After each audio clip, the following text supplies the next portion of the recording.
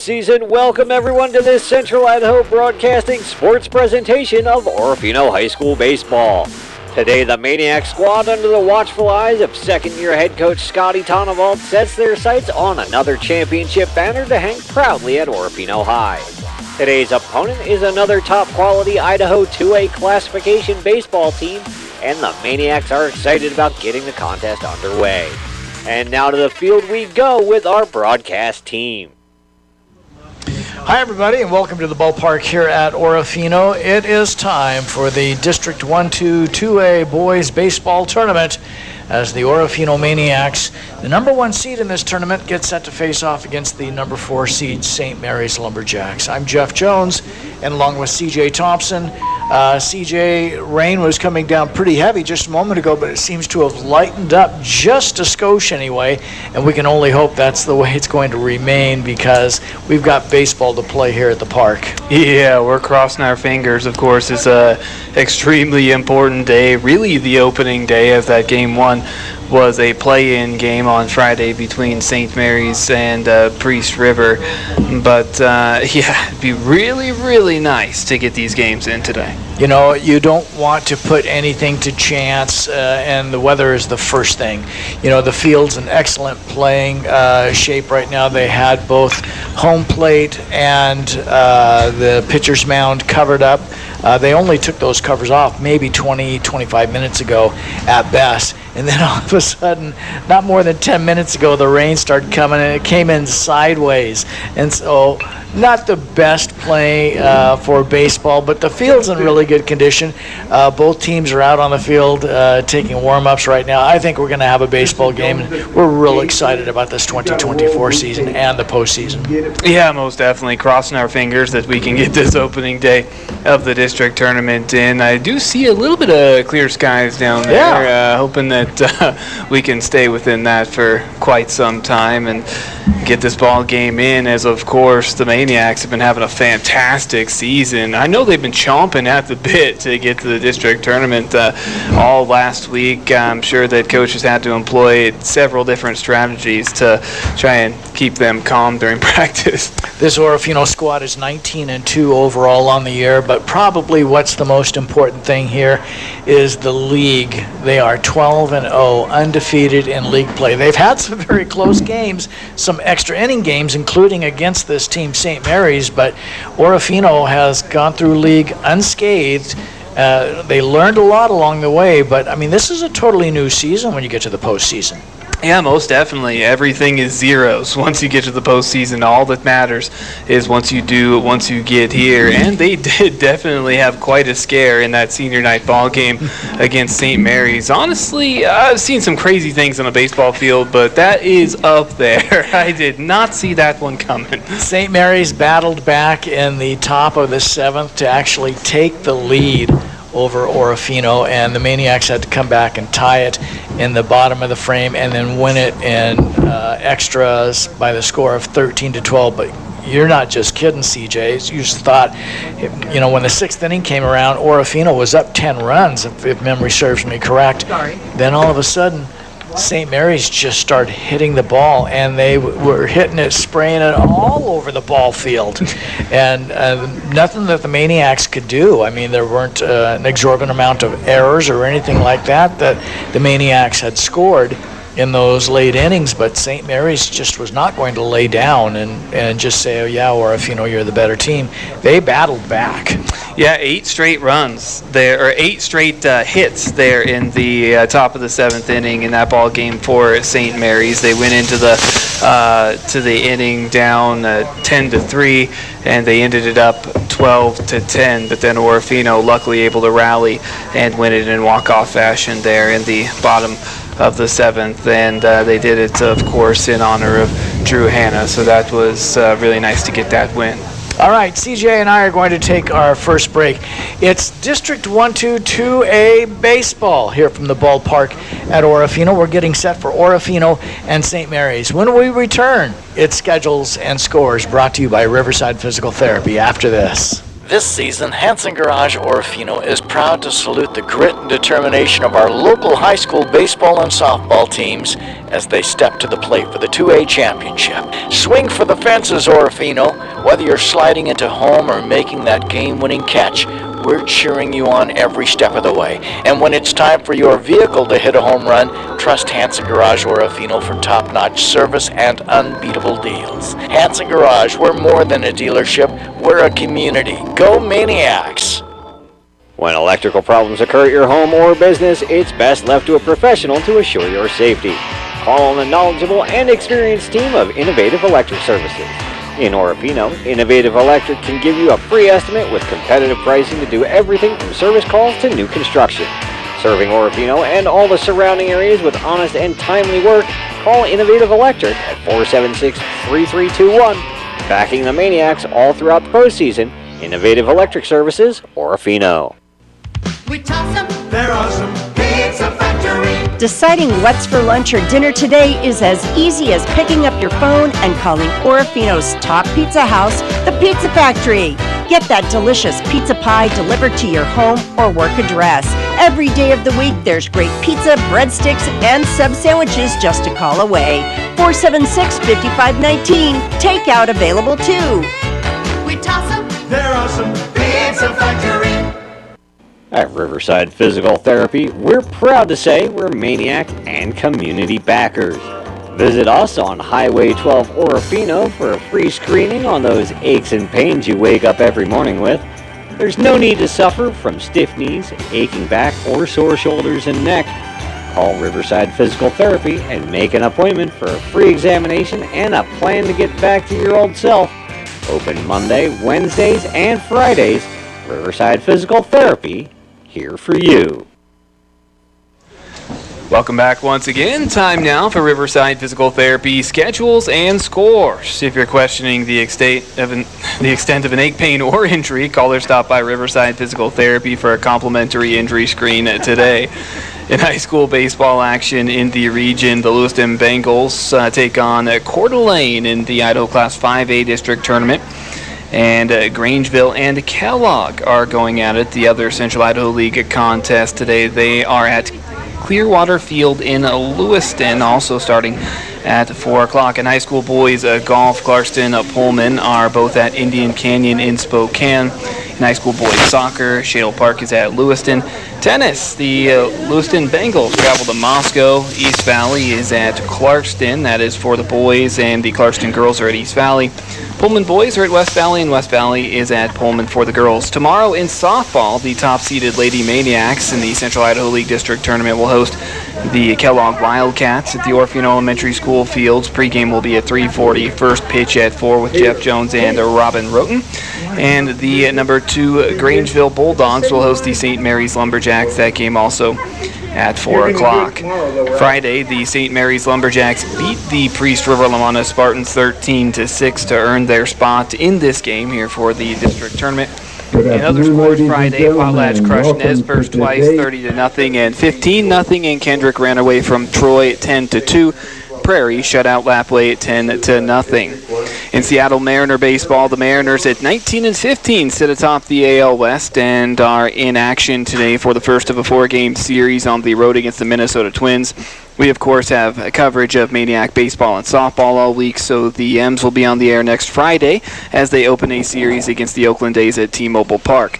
Tune in for pregame at 5:30, first pitch at 6:40. All the play-by-play action with Rick Riz right here on AM 13 KLER. And that is Schedules and Scores, brought to you by our good friends at Riverside Physical Therapy. Our coverage of the Maniacs and the St.Maries Lumberjacks returns after this. It happens every May, postseason high school baseball and softball. And every year, the Orofino Maniacs are always right in the thick of it. Atkinson Distributing is proud to support the rich tradition of Orofino High School athletics and hopes you'll get out and watch the next game. Orofino will be fighting for the Idaho Class A state title, and with you cheering in the stands, the Maniacs will be winners. Atkinson Distributing, where you'll find quality Chevron fuels with Techron, diesel, and home heating oils backing OHS athletics. Plans on building a new home, garage, or adding onto your current business? Call on a name you've come to trust, Barlow Quality Trust. Call Barlow Quality Trust for a free estimate at 435-4348. For commercial, residential, and farm buildings, build them to last with the help of Barlow Quality Truss. Engineered and TPI inspected, Barlow Quality Truss Incorporated. We offer free delivery within a 100-mile radius of Orofino, as well as competitive rates on our boom service. Barlow Quality Truss, backing high school athletics. Calling all Orofino Maniac alumni, it's postseason baseball and softball, and time to show your support. Debco Construction is proud to back the blue and white Maniac teams and thanks them for all their hard work battling their way into postseason play. The most trusted commercial general contractors in the Pacific Northwest, Debco Construction is committed to improving the transportation and utility infrastructure throughout the Pacific Northwest. Join us as we cheer on the Maniacs to baseball and softball glory, Orofino. Good luck, teams, playing postseason 2A girls and boys softball and baseball championships from your friends at Simmons Sanitation. All our area teams like Orofino have put so much into this season, and Robert Simmons and crew wish them the best of luck. All our area high schools know about teamwork and the importance of playing as a cohesive unit. That's why Simmons Sanitation is proud to back all our kids while they eye a state championship. Good luck, teams, from Simmons Sanitation. We're back here at the ballpark at Orofino, and down at home plate is a meeting of coaches and the officiating crew. Mike Musetti is behind the dish today. Mark Thompson is out in the field. He's currently meeting with St. Mary's Brian Lonsberry and Orofino's Scotty Tonnevold as they go over the grounds rules as we have our national anthem and our starting lineup. So don't go away. There's the shake of the hands. We'll return right after this. Back pain is one of the most common causes for patients seeking emergency care. At Peak Physical Therapy, our team of professionals are dedicated to helping you achieve maximal function results in body movements, helping you avoid the need for emergency care. Peak therapists can help with lifestyle choices, including walking, strength training, changing posture, and other movements to help you today. Stop by on Michigan Avenue and ask about a free consultation that will help to change your life today. Clearwater Valley Hospital and Orofino Health Clinic, along with Pioneer Medical Clinic Pierce, are proud to help support the mission of our local high schools and their student athletes. And that's to not only be tops on the field of play, but to be academically sound in the classroom as well, taking care of the needs of our athletes and their families. Clearwater Valley Hospital and Orofino Health Clinic, along with Pioneer Medical Clinic, staffed by only the best family practice physicians and physician assistants. I've seen this movie before. You have? This is the part where all is lost and the hero searches for hope. Then a mysterious figure reminds her that she has the Farmer's Home Policy Perk guaranteed replacement cost, and that her home will be rebuilt regardless of her limits, or if the cost of materials has gone up. That's really something. Get a whole lot of something with Farmer's Policy Perks. Wait, I didn't ruin the ending, did I? Yeah, you did. We are farmers. Bum, bum, bum. At 622 Bryden Avenue in Lewiston, see me, Greg Kimberlink, your local farmer's insurance agent. We're spring ready. How about you? This is Harold Curley from your Best Built Builder Supply. Through these spring months, you'll find great deals on everything you need for your springtime gardening. Lawn and garden hand tools, shovels, rakes, and hoses economically priced. Select varieties of garden seed packs or flower and vegetables. And Miracle Grow potting mix and garden soil. If you need it, we have it at Best Built Builder Supply, Highway 12, Orofino. We're back here at the ballpark at Orofino. CJ, Silas and Ronho taking his warm-up tosses. We're just moments away from the start of today's game. Perfect opportunity to invite people out here to the game, right? Yeah, most definitely. Come on out, support these Orofino Maniacs student athletes. They've worked so hard to get to this point. They got a great team.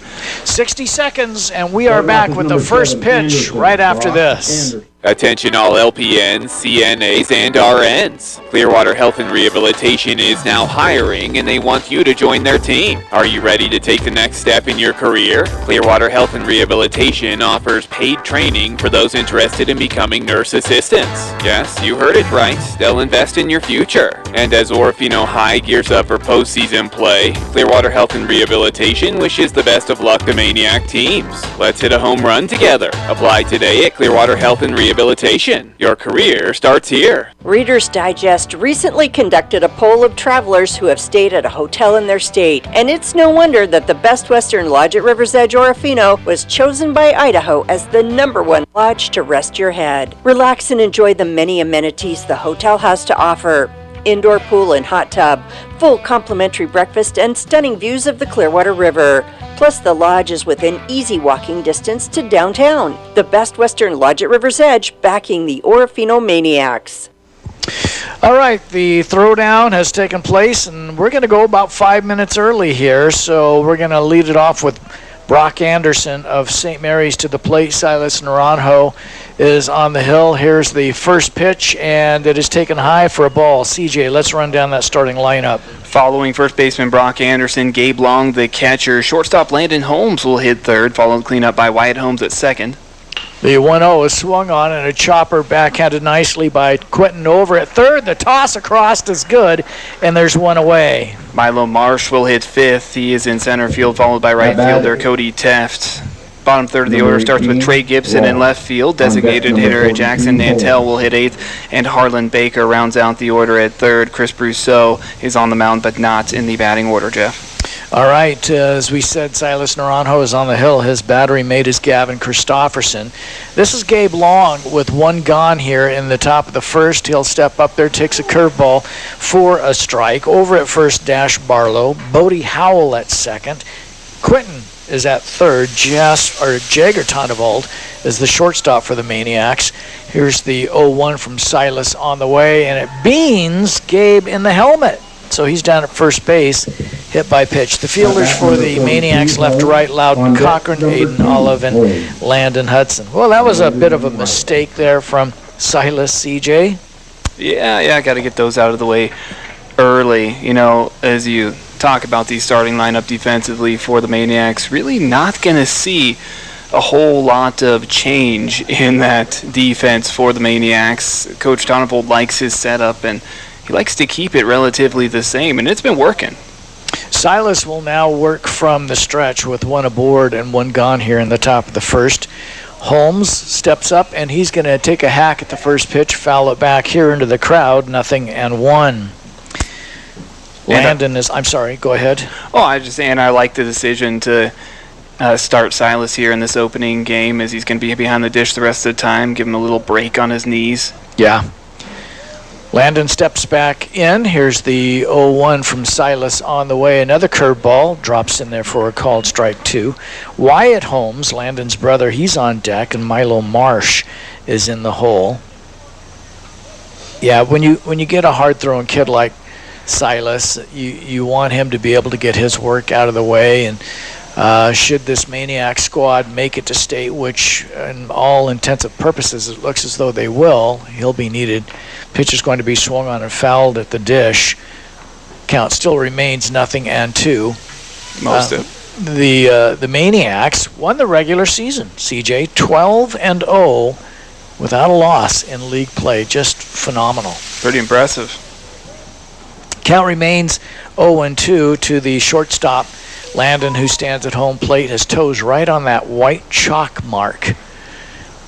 Set at the belt is Silas, and now he'll come to the plate with a fastball just off the dish, evidently. Mike Musetti, our home plate umpire, just looks at Gavin Christofferson's glove, who it didn't move at all. Looked as though it definitely got the outside half, but it's ball one.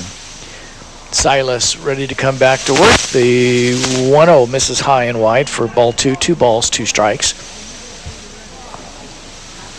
And you never want, you talk about Scotty Tonnavold. He says you're never looking into the dugout, right? You're never looking past this game. 2 balls, 2 strikes.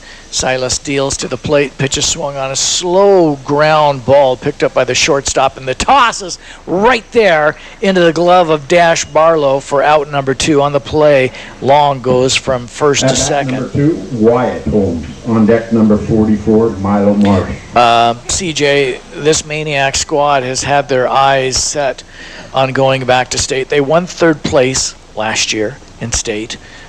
here on this field, and they want nothing more than to come back and try it all over again. They want that state title. Yeah, I think they have a bad taste in their mouth from that loss in the semifinal game last year, a game that they expected to win, but they ran up against a tough Nampa Christian Trojan squad. Wyatt is at the plate now, and he's going to wave at the first pitch. Fly ball deep left field, and this one is over for a 2-run home run. Wyatt Holmes goes yard here in the top of the first inning. A 2-run shot on the very first pitch. Silas, a room service fastball right down the middle, and Wyatt made him pay, CJ. Holy Toledo. Yeah, most definitely. Wyatt showing why he's in that cleanup spot. He's got the power to put it out, and as you said, Silas missed over the plate. Can't do that. On deck number 3. 2-0 St. Mary's here in the top of the first inning in this game number 2 of the District 1-2 2A playoffs. And nobody out on the sacks with 2 aboard and 2 gone for Milo Marsh. Milo checks his swing. Our home plate umpire says it's a strike. The count is 0-1. Silas immediately right back to work, and he fouls this one back into the crowd, does Milo, for strike number 2. Wow, CJ, I'll tell you what, yeah, you said it right. When pitch is in there but misses for a ball. Talking about Wyatt Holmes in the cleanup spot, he shows you exactly why he's there. I mean, he's got such power. Here's the 1-2. There's a called third strike, and that'll do it for Milo. The third out here in the top of the first inning. 2 runs on a hit, the 2-run home run off the bat of Wyatt Holmes. When we come back, it'll be the bottom of the first. CJ and I will return right after this. If you were to look up Finke logging in a dictionary, you'd find a definition of hard-working men and women dedicated to making our forests multi-use, healthy, and sustainable. Finke Logging, proud backers of everything Orofino, including the baseball and softball teams participating in postseason play. Finke Logging is proud of all of our kids and their tremendous efforts they put forward in the classroom and on the ball field. Good luck, Maniacs. Bring home the hardware. We're all rooting for you from Finke Logging Orofino. We toss them, they're awesome. Pizza Factory. Deciding what's for lunch or dinner today is as easy as picking up your phone and calling Orofino's top pizza house, the Pizza Factory. Get that delicious pizza pie delivered to your home or work address. Every day of the week, there's great pizza, breadsticks, and sub sandwiches just a call away. 476-5519. Takeout available too. We toss them, they're awesome. Pizza Factory. All right, CJ, let's take a look at that Maniac starting lineup. In that leadoff spot, Mr. Steady, Aiden Olive. He's the starting center fielder today for the Maniacs. Jaker Tonvold will follow in the 2 spots. In the hot hole at short, second baseman Bodie Howell will hit third. Dash Barlow again in the cleanup spots. He's over at first base. Followed by Silas Narano, 5th in the order, and on the mound, his brother Quentin at third base will follow in the 6th spot. Landon Hudson will start the bottom third of the order. Over in right field, Gavin Christopherson, the catcher, will hit 8th, and Loudon Cochran in left field will round out the order. What's the field look like for the Jacks, Jim? Well, we'll get to it after this as Chris Brousseau, the right-hander for St. Mary's, goes to work immediately to Aiden Olive at the plate. Deals a first pitch foul back into the screen. Brousseau's battery mate Gabe Long, Brock Anderson at first, Wyatt Holmes at second, Harlan Baker at third, Landon Holmes is at shortstop, Trey Gibson in left, Milo Marsh in center, and Cody Teft in right. Aiden steps back into the box. The 0-1 delivery on the way to him is in there for a strike. A little high, and we judge that by Gabe's glove as he puts that above his helmet to bring that ball down. Here's the 0-2 outside for a ball. 1 ball and 2 strikes to Aiden.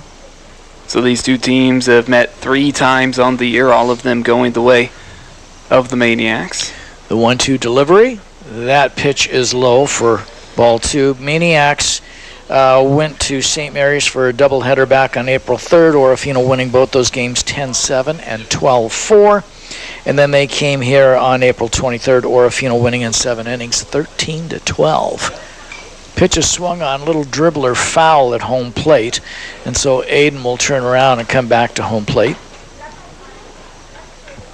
Yeah, I mean, it's not like you're running away from St. Mary's by any stretch of the imagination. And Maniacs had quite a few runaways this year. Yeah, that they did, especially in one stretch. Aiden's ready at the plate. The Brousseau 2-2 is going to be swung on and fouled out of play to the automatic ball return off to our right. Thank you again for listening into the Maniacs on KLER Orofino. And for those of you listening in on our streaming site, YouTube, KLER 1300 AM. The 2-2. There's a bender that misses low and away for ball 3. And, I'm sure Coach Tonnevold took the opportunity to use that senior night ball game, allowing St. Mary's to come back late in the game as a learning experience. It's not over till it's over. You got to put those games away. Here's the 3-2 to Aiden. It's low for ball 4, so Aiden's going to draw a base on balls. First walk issued by starting pitcher Brousseau. And it's amazing, CJ. Orofino wrapped up the season with 3 games against Priest River and 1 against Kellogg. Kellogg was the very final game, and Kellogg said, we're not going to play it. We're going to pitch is bunted foul at home plate off of the bat of Tonnevold for strike 1. But the 3 games against Priest River, 2 up at Priest River. The Maniacs won handily. Priest River was to be here last Saturday. However, Priest River ran out of pitching. So they said, can't come down there, sorry. So that was the end of our regular season.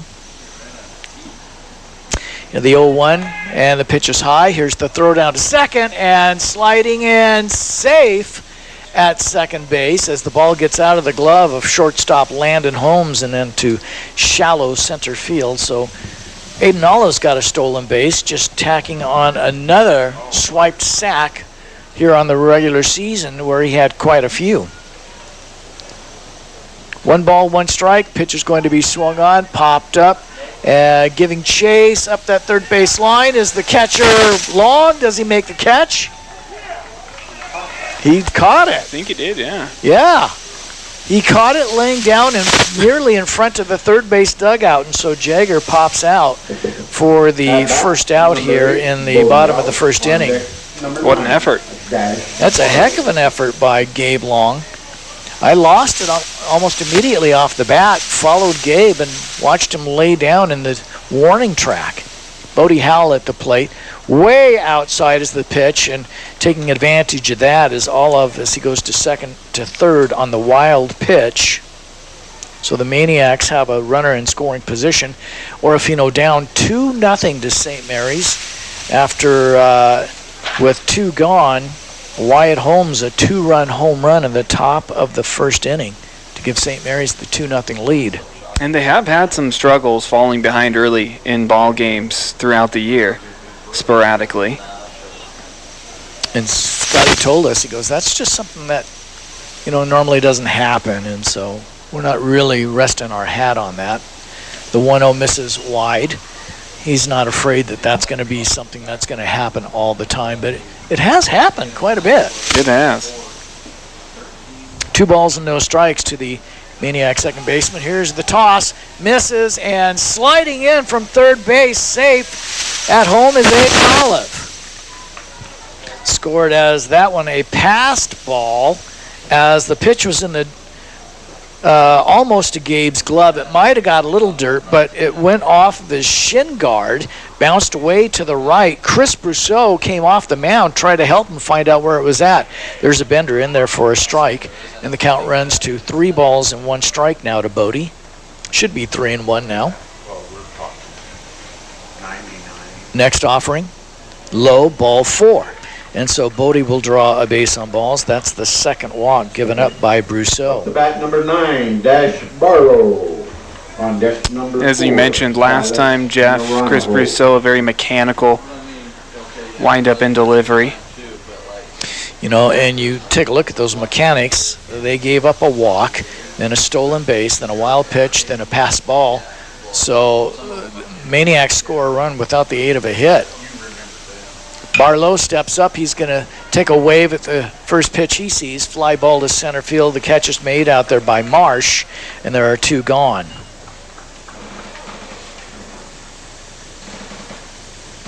You know, who says that walks don't come back to hurt you? You know, you put Aiden Olive on, and he's going to make sure that, you know, he's going to take every opportunity to get another 90 feet, and he did exactly that, scoring a run. Yeah, it's tough to hold Aiden on the base paths. He's just got blazing speed. This is Silas at the plate. He's going to swing at the first pitch. Ground ball to the second baseman. Toss over to short.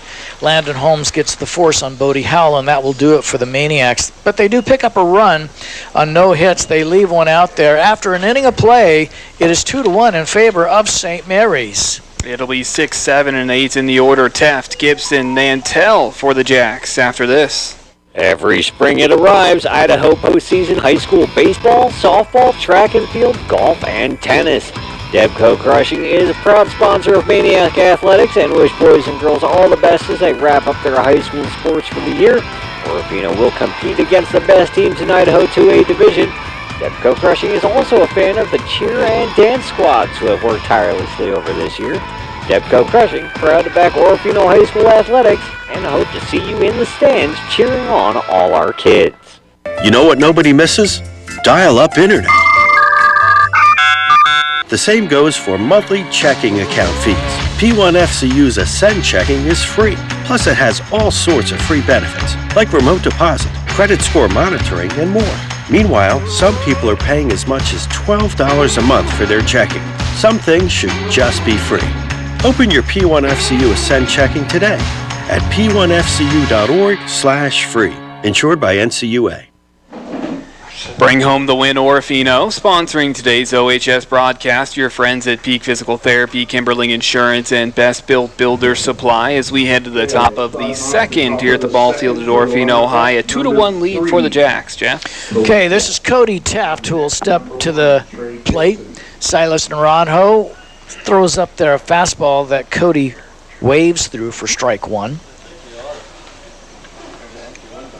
Cody in the front of the box takes a pitch just a little high, maybe a touch outside for a ball. 1-1 now to Cody. Silas working very quickly. The 1-1 is a fastball, misses low and away.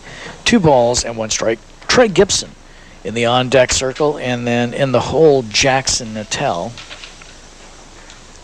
The count, 2 balls and 1 strike to Cody, and here's the Silas pitch to him. That's a fastball taken just off of the plate for strike 2. 2 balls, 2 strikes. Silas winds and fires just a touch outside on the curve for ball 3. 3 balls, 2 strikes.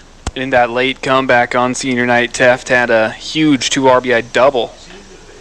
Oh, and Teft just got rung up by Mike Musetti at home plate. He left a slider away, and I'm pretty sure Cody thought he had ball 4, but instead he goes down looking the first out here in the top of the second inning. Ow, CJ. Yeah, that's a tough one. That's a real tough one. First strikeout by Silas Naranjo, or second, excuse me. Thank you.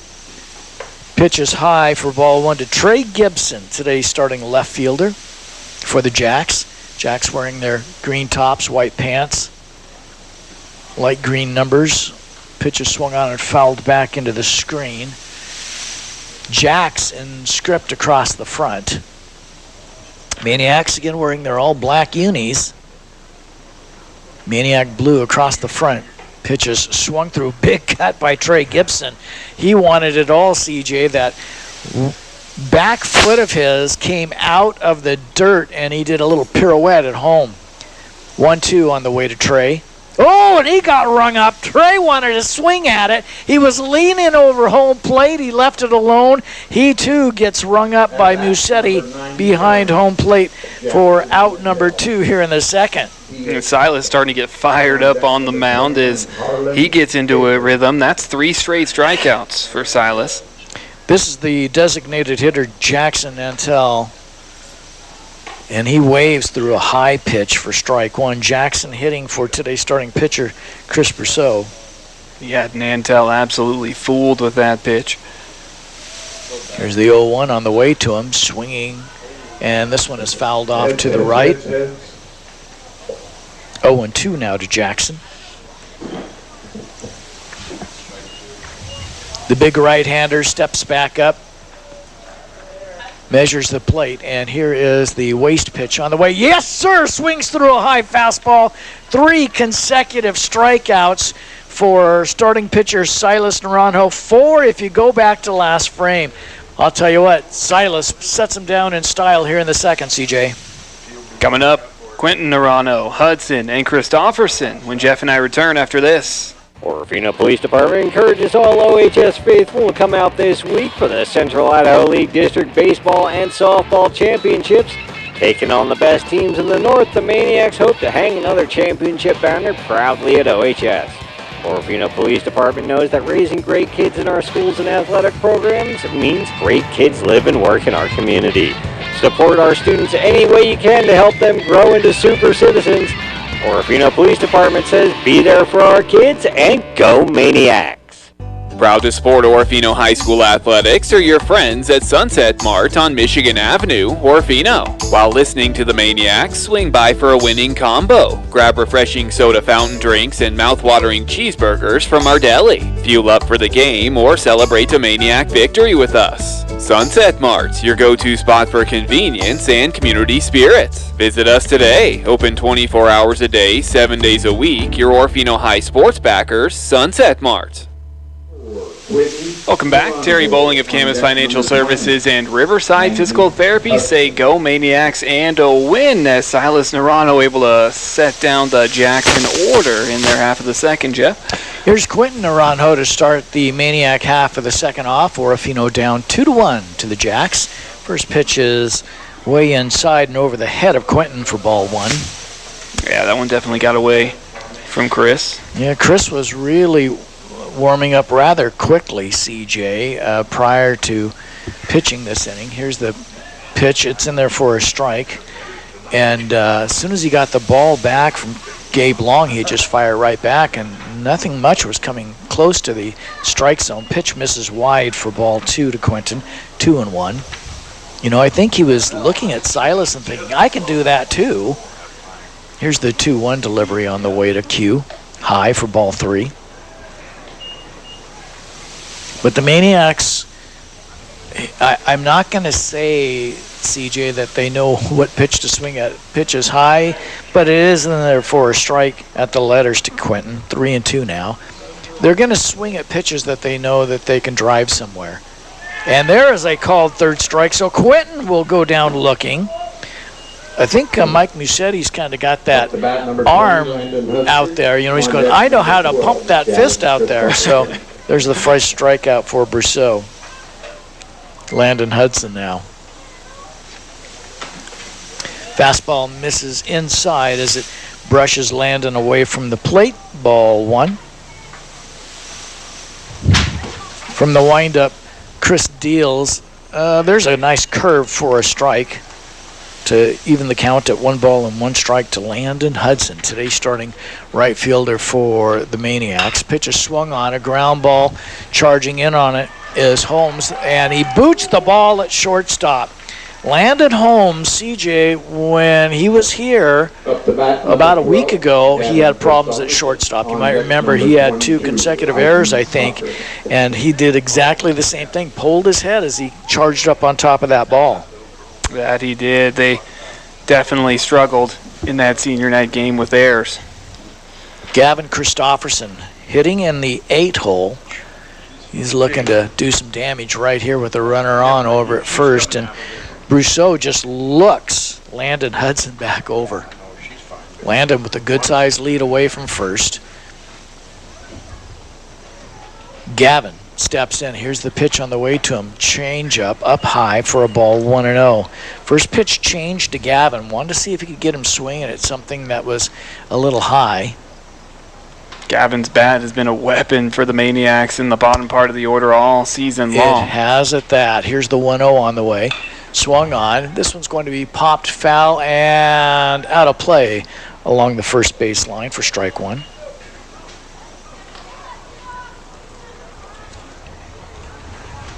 Yeah, Gavin has really come on strong. And not that he wasn't strong all throughout the year, but he has a new purpose. He seems to have found a home in the latter part of the lineup, CJ, and I'm not sure if they keep tally on RBIs, but he's got a few.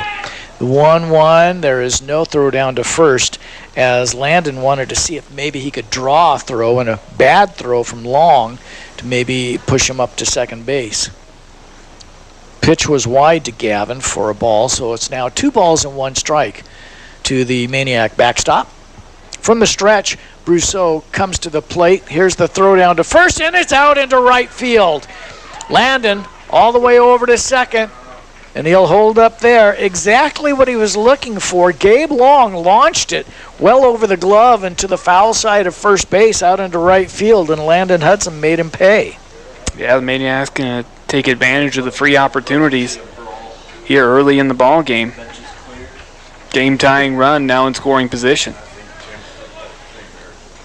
So the count runs to 3 balls and a strike to Gavin. And the pitch on the way swung on, and it's going to be fouled over the top of the screen. So it'll be a full count to Gavin Christofferson. On deck, Loudon Cochran. Then we go back to the top of the order. 2-1 our score. St. Mary's on top of the Maniacs. We're in the early innings of this one here in the District 1-2 tournament. Pitch on the way to Gavin. It's going to be swung on. Fly ball to center field. Marsh is going to have to play it on a hop. And he missed it, and so having to hold up was Hudson between second and third. He does advance to third, but Gavin's going to come up with a single, a little blooper out there into center field. I'm not sure exactly what Milo saw in that, CJ, but it didn't look like he was running all that hard. Maybe he just couldn't see how hard it came off the bat. Yeah, he might have lost it there, but definitely did seem like that was going to drop the whole way. So runners at the corners. Let's see if the Maniacs decide to try and put this game into motion with 1 gone here in the frame, and Loudon Cochran, the number 9 hitter, at the plate. Runners take their leads, and a balk has been called. And so the Maniacs have just tied it up as Landon Hudson will score from third base on the balk. And what happened, Chris Brousseau just peeked over his shoulder, CJ, over at first base at Gavin, and he took the ball out of his glove. You could see how the ball and or his hand and the glove separate. That's a balk every day. So it's now 2-2. Yeah, really don't. Loudon at the plate, and the first offering to him swings at a pitch that's in the dirt. Strike 1. Yeah, you know that's one that Chris wishes he could have back. Yeah, you know, you get to let the pressure get to you. From the stretch, here's the pitch. Is going to be swung on and fouled off of Loudon's bat for strike 2. Yep, the balk scores the tying run here for the Maniacs. We're in the bottom of the second. Knotted up at 2 apiece. Christofferson away from second. Pitch is swung on and fouled back as Loudon attacks it and just gets a little underneath it on the handle. Fouls it back. Count remains 0-2. And the pitch swung on, a chopper over the left side of the infield. Third baseman booting at Baker. Now the throw, and it's not in time. Another error for St. Mary's allows Loudon on board, and moving from second to third is Gavin Christofferson. Yeah, those errors and mental lapses, those hurt even more once you get into the postseason. Yeah, I mean, the ball didn't have a lot of pace on it. Harlan had, I think, plenty of time to play it on about the third hop, CJ. But again, it looked as though he took his eyes off of it. The ball may have rolled up off of his glove and just onto his heel, and he ends up knocking it down. And he does make a play over to first, but it's not in time. Second error here in the frame. We're back to the top of the order. This is Aiden Olive. Aiden's going to foul the pitch off into the screen. 0-1 now.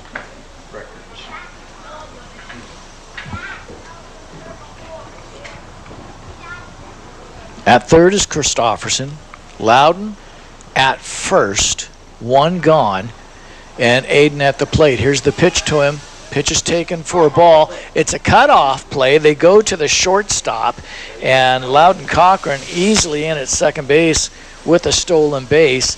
Gavin had no intentions of coming down the line, CJ. Yeah, that one looked a little bit awkward right there. Honestly, it could have been dangerous if he misses him, goes out into left field. A ball and a strike now with 2 in scoring position. Inside, and Aiden spins out of the way of ball 2. Yeah, I think Gabe Long, CJ, he had an eye on Christofferson all the while he threw down. Pitches swung through. I don't think he got a piece of it. Our home plate umpire didn't say he got a piece of it, and Gabe Long lost that ball at home plate. But again, Gavin is going to hold up right there. Coach is saying, hey, we're in good shape here. We got a 2-2 ball game. Here's the pitch. It skips away from Long for ball 3. 3 balls, 2 strikes to Aiden.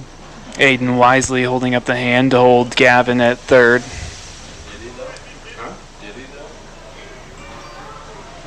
And so Chris was going to work from the stretch, CJ, but now he's turned. He's working from the windup. Big circle change up high for ball 4. Aiden tosses the bat. He draws a base on balls to load him up with Maniacs. And with the bags loaded, that's going to bring up Jagger Tonneval. So Jagger, CJ, he popped up to Long at home plate. You know he's not going to make that mistake twice. No. Jagger's been a steady bat all year long. Fastball, swung on, chopper over to first base. There's one, and a mental mistake by Brock Anderson at first base. He should have come home, CJ.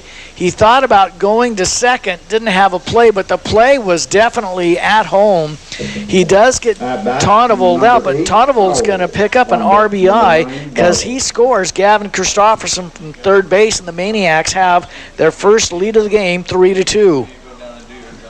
High and away, the next pitch to, or the first pitch rather, to Bodie Howell. 2 away now. Fastball low and inside, dug out nicely by Long behind home plate. So Cochran at third, Olive at second. And the Maniacs with a run across here, 2 runs across here in the second to take the lead, 3-2. Here's the 1-0 curveball inside for ball 2. And right now it just seems like Brousseau doesn't have the confidence that he needs right now. Fastball low and inside for ball 3. Did we miss a pitch because Bodie Howell just went down to first? Did he actually get tagged a little bit on that inside pitch? No, I think we missed a pitch. I don't know. Well, we'll mark it based on balls. But I'm sure I only counted 3, but I've been known to miss a ball or 2. Here's Dash Barlow. Dash is going to hit one and knocked down by the first baseman, Brock Anderson. He'll take it to the bag for the unassisted putout, and that will do it here for the Maniacs. But they bring home 2 runs to take the lead, 3-2 after 2 complete innings of play, CJ. And when we come back, it'll be a 9 with Baker, then back around to the top, Anderson and Long for the Jacks after this. Good luck, teams playing postseason 2A girls and boys softball and baseball championships from your friends at Simmons Sanitation. All our area teams like Orofino have put so much into this season, and Robert Simmons and crew wish them the best of luck. All our area high schools know about teamwork and the importance of playing as a cohesive unit. That's why Simmons Sanitation is proud to back all our kids while they eye a state championship. Good luck, teams, from Simmons Sanitation. When it comes to your health care, getting placed on a long waiting list to see a provider can be frustrating. That's why at Peak Physical Therapy, we recognize that when you're in pain, you want help now. At Peak Physical Therapy, there is no waiting. Priding ourselves on offering same-day, next-day appointments, you can rest assured you'll be seen within 24 hours. If you're in pain and need help, don't wait. Call Peak Physical Therapy. Call today, 476-9365. Family Eye Care and Clearwater Valley Health and Orofino Health Clinic are proud Maniac backers all through the year here on KLER as the Maniacs have taken a 3-2 advantage heading into the third, Jeff. All right, here is third baseman Harlan Baker, who will take a first pitch curveball, misses just inside for a ball, 1 ball and no strike. Silas Naranjo back out on the hill, and CJ, he has struck out the last 4 batters he has seen, given up 2 runs on 1 hit. That's that 2-run home run off the bat of Wyatt Holmes. Fastball low for ball 2. 2-0 now to Harlan. Yeah, Silas definitely seemed to find his groove there in the second. From the windup, Naranjo fires a pitch that swung through. 2-1. You know, we had sunshine out here a moment ago. Now I can see some rain off in the distance making its way here. The 2-1. There's a nice curve taken for strike 2. 2 balls, 2 strikes. Don't you dare say that word, Jeff. Silas kicks that left leg. Here's the pitch. It's a fastball inside, called third strike. Harlan Baker, sit down. That is 5 consecutive strikeouts for Silas Naranjo. Holy Toledo. My gosh. Of those 5 strikeouts, CJ, only 1 of them swinging. He has St. Mary's just absolutely guessing right now. Anderson shows bunt, pulls it back, takes a first pitch strike. 0-1. Silas begins his motion out on the hill, and the pitch is going to be swung on. Fly ball moving back on it is Aiden Olive, puts up that glove and makes the catch for the second out. I tell you what, the hometown fans really appreciate that as Aiden on his horse out there, CJ, puts his glove up and makes the catch. Brock gave that a pretty good ride. Yeah, he did. It's got to make you feel good as a pitcher to have a center fielder out there that can cover that much ground. Exactly. Long to the plate now. 2 gone, nobody on the plate, and a first pitch curveball, strike 1 to Gabe. Gabe reached when he was hit by a pitch back in the first. Fastball swung through. Big cut by the kid who wears 18 down at home plate right now. My gosh, CJ. He extended his arms out there as far as they could go, and he took a big swing. Here's the 0-2 on the way. Go! My gosh, I'm looking for a called third strike there. That was a nice hook from Silas Naranjo, and somewhere it missed just a touch high. It was right down the heart of the plate. The 1-2, and that 2 is just a little high for ball 2. 2 balls, 2 strikes. Didn't miss by much. Not much. Big gulp of oxygen by Silas out there on the hill, and here's the 2-2 on the way. Swinging third strike, and that's going to do it for the Jacks here in the top of the third. No runs, no hits, no errors.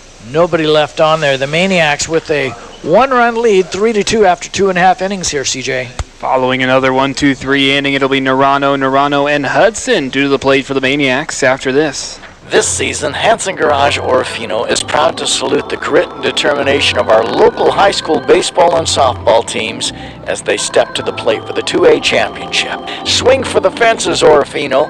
Whether you're sliding into home or making that game-winning catch, we're cheering you on every step of the way. And when it's time for your vehicle to hit a home run, trust Hanson Garage Orofino for top-notch service and unbeatable deals. Hanson Garage, we're more than a dealership, we're a community. Go Maniacs! Plans on building a new home, garage, or adding on to your current business? Call on a name you've come to trust, Barlow Quality Trust. Call Barlow Quality Trust for a free estimate at 435-4348. For commercial, residential, and farm buildings, build them to last with the help of Barlow Quality Trust. Engineered and TPI inspected, Barlow Quality Trust Incorporated. We offer free delivery within a 100-mile radius of Orofino, as well as competitive rates on our boom service. Barlow Quality Trust, backing high school athletics.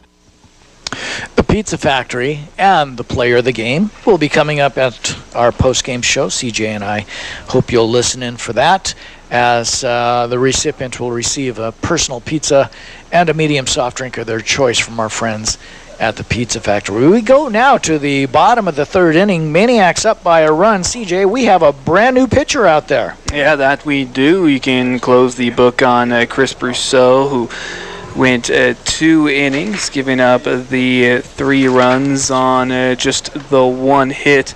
He did walk 4 and struck out 1. Landon Holmes, right-handed pitcher, will take over for Chris. He'll move over from shortstop, and it looks as though it's a straight switch as Chris Brousseau now is at short, so not a whole lot of work to do as far as changing your books if you're keeping them at home. And the first batter that Holmes will face is Silas Narano.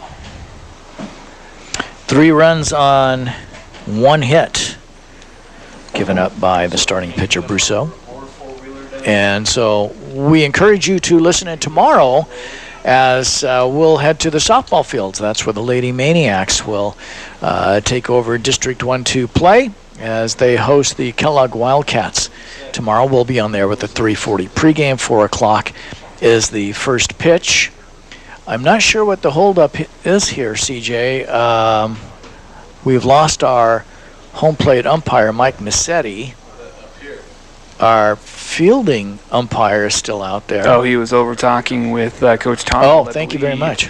In the Maniac dugout, but he's headed back behind the dish. We should be ready to get things underway as Gabe Long heads back to his spot as well. He was out on the mound talking with his battery mate Landon Holmes about how they want to handle 5, 6, and 7 in the order. Silas Narano, Quentin Narano, and Landon Hudson. On deck number 30. Silas and Quentin, a good 1-2 punch in that part of the order as he takes a fastball high, does Silas for the first pitch, ball 1. Holmes, a tall, wiry right-hander, winds in, delivers. That one gets away from him, way off the dish away. 4 ball 2. You know, so coaches are starting to think here, well, if we can't get past number 1, what do we have to do pitching-wise to stay in this tournament? And the 2-0 delivery is high. 3 straight balls to start things off. 2 teams out of this tournament go to the state tournament in Pocatello next week, CJ. You do definitely like those odds as the 3-0 pitch in there for a strike at the letters. 3 balls and a strike, a hitter's count here for Silas Narano as he gets his first look at Landon Holmes on the day. Anything can happen in this tournament. You know, should Orofino run the table, that's a win today and Wednesday. And the 3-1 taken for a strike 2 full count. That leaves, you know, number 2 Grangeville along with St. Mary's and Kellogg in it. And the payoff pitch, swing and a miss for strike 3 as Holmes strikes out the first batter that he faces, and there's 1 away. On deck number 20, Langdon Hudson. Going after him with some high heat, and Silas not able to make contact. Here's Quentin Narano, starts him off with a slider for a called strike. 0-1. Quentin struck out looking his first time up. Now the 0-1 pitch is low and away. 4 ball, 1 a ball, and a strike. That slider looks so good from the right-handed pitcher to the right-handed batter. Coming in until it falls off the table. Here's a swing and a hard chopper into left field, just past the glove of Chris Brousseau. It's short and a base knock for Quentin Narano. Second hit of the day for the Maniacs. You know, you talk about that slider, CJ, the righty versus righty. It starts inside and then hooks away, and it drops about 6 inches from about belt to knee. And you just know you should be swinging at it, but you're not sure exactly where to swing at it. Yeah, it looks like it's going to be meat until you pull the trigger, and then it slides off the table. Move over to first, and back is Narano. Narano, some pretty blazing speed over there at first. He and Silas pretty comparable speed-wise. I'm sure they would say different, but here's Holmes, or here is Hudson. That pitch is up high from Holmes. So Landon, one of those guys who turned an error into a run back last inning. Battle of the Landons. Move over to first and diving back in. Quinton again trying to keep him as close as possible for a possible double play, or if he takes off, of course. Yeah, and smart move by Landon to go with the B move first, then the A move. Working from the stretch with the man aboard, sets in, fires in on the hands, popped up over and out of play, finds the automatic ball return. A ball and a strike now to Hudson. Got some gusty winds here at the ball field. On and off as the 1-1 delivery to the plate fouled off over and out of play once again. Just a little late on that one was Hudson. Count goes to a ball and 2 strikes. Yeah, anytime you get a breeze like this coming off the river, CJ, your best bet is to try and put it on the ground and in a hole. Now the 1-2 to Hudson and rung him up as he takes that for a called strike. Second strikeout in 3 batters for Landon Holmes. Well, look at Landon's already got 2 strikeouts. Starting pitcher Brousseau only 1 in 2 innings of work. Just wasn't his day today, and you know, coach saw that and said, we're going to go ahead and sit you down and keep you for this tournament later. Another move over to first gets Quinton diving back. A man aboard with 2 away, 3-2 Maniacs here in the bottom of the 3rd. In Game 2 of the Central Idaho League District Tournament. Winner goes straight to the district championship game. Here's the pitch, swinging a grounder to third. Baker has it in the glove, long throw across, but in time to set down Christofferson 5-3 for the 3rd. Out for the Maniacs, and no runs on 1 hit, no errors. They do leave 1 stranded. It's 3-2 Orofino. All right, when we come back, the kid who is just on the hill, Landon Holmes, will lead it off. He's followed by Wyatt and Milo when CJ and I return after this. Today you have numerous options when selecting your IRA, and deciding which account is right for you is one of the most important decisions you will make for your financial future. Hi, this is Terry Bowling with Camas Financial Services. Give me a call to find out which IRA fits your financial needs or to update your current IRA savings strategy. You can reach me, Terry Bowling, at 476-7100 or stop by my office at 230 Johnson Avenue in Orofino to set up a free, no-obligation appointment today. Securities offered through LPL Financial, member FINRA SIPC. Hi, this is Terry Bowling with Camas Financial Services. I am available to help you select the right investment options when you are faced with early retirement, changing or losing a job, or any other lifestyle changes that warrant a review of your financial plan. You can reach me, Terry Bowling, at 476-7100 or stop by my office at 230 Johnson Avenue, Orofino to set up a free, no-obligation appointment today. Securities offered through LPL Financial, member FINRA SIPC. P1FCU, Atkinson Distributing, and Barlow Quality Trust, all proud sponsors of today's Maniac broadcast on KLER. I'm Jeff Jones, and along with CJ Thompson, got ourselves a pretty good ball game here so far, CJ. Yeah, just a 1-run ball game, 3-2 as the Maniacs hang on to that 1-run advantage. They fell behind 2-0 in the first thanks to a 2-run homer from Wyatt Holmes. But Orofino never dropped their heads. Landon Holmes will lead things off, waving that bat over his right shoulder. The windup and the first pitch from Silas is away for ball 1. Yeah, Silas is going to start working with Landon the same way he's probably going to approach Wyatt, try and keep it low and away. Now the 1-0 delivery, a curveball, is over the head of Holmes. No, CJ, it actually did that touched hit the bat? Yeah, no, it touched his helmet. Oh, it touched his helmet? Oh. Yeah, it got right on the top of Landon's helmet, and so he's down at first base, hit by pitch. That's the second batter that Silas has hit today.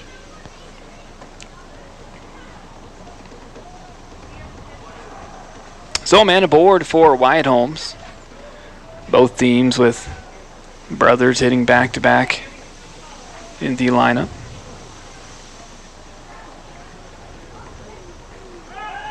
Move over to first base, gets Holmes diving back once again. That's a good move by Silas, CJ. He's just got to keep it a little bit lower and more to the second base side of the bag. That's an out. Big lead for Holmes. Held on by Barlow. Silas sets and fires, and a breaking ball in there for a strike, finding the outer edge at the knees. 0-1. When Wyatt... And now another throw over to first. It popped out of the glove of Barlow. When Wyatt drove that ball over the left field fence at about 320 feet, CJ, he did that on the very first pitch he saw from Silas. Silas came with a fastball over the middle. Here's the 0-1 pitch. A good-looking curveball for a called strike. Jumps out to the 0-2 lead, does Silas. Silas says, okay, I saw you could hit my fastball. Now, what do you do with this junk? He's just lifting the bat on the shoulder. Silas has been near unhittable since that homer. Another throw over to first. That one a lot closer, but still safe at first is Holmes.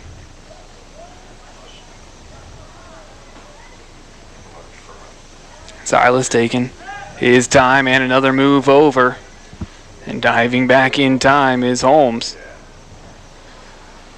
And again, CJ, Silas is just thinking, I can make this move all day long. Can I catch you leaning towards second? He's got an 0-2 lead on Wyatt Holmes, the cleanup hitter in the order, who's already taken him deep once. He's been near unhittable since that home run, and now we have time called. Yeah, originally called by Wyatt. He stepped out. Now Gavin's going to jump out and have a quick visit with Silas there at the hill. And we're going to do some light housekeeping work. That's our fielding umpire, Mark Thompson, who's going to clean off the rubber. Quentin has joined in the conversation as well. Why aren't you down there? That's what I'm asking, CJ. I don't know. Why am I anywhere? Also going on today, the Grangeville Bulldogs and the Kellogg Wildcats. They're playing at Clearwater Field in Lewiston. As the first three games of the tournament are high seed hosts. Here's the waist pitch, and that is high. Hopping up and looking the runner back to first is Christofferson. I tell you what, that's a definite shorter lead by Landon over at first base. He knows just how close he's been to getting picked off. 1-2 the count to the Lumberjacks. Cleanup hitter. Here's the pitch, and rung him up, a called strike at the knees. And Holmes has not left the box yet, but that is the 7th strikeout of the ball game for Silas Narano. I tell you, that kid is an absolute specimen. CJ, you look at him down at home plate. He is a man amongst men, Wyatt Holmes, and he couldn't believe he just got rung up. Now here is Milo Marsh. Marsh was the first of these strikeout victims for Narano. Came directly after that home run as he starts him off with a fastball on the outside part of the plate, just below the belt. Strike one.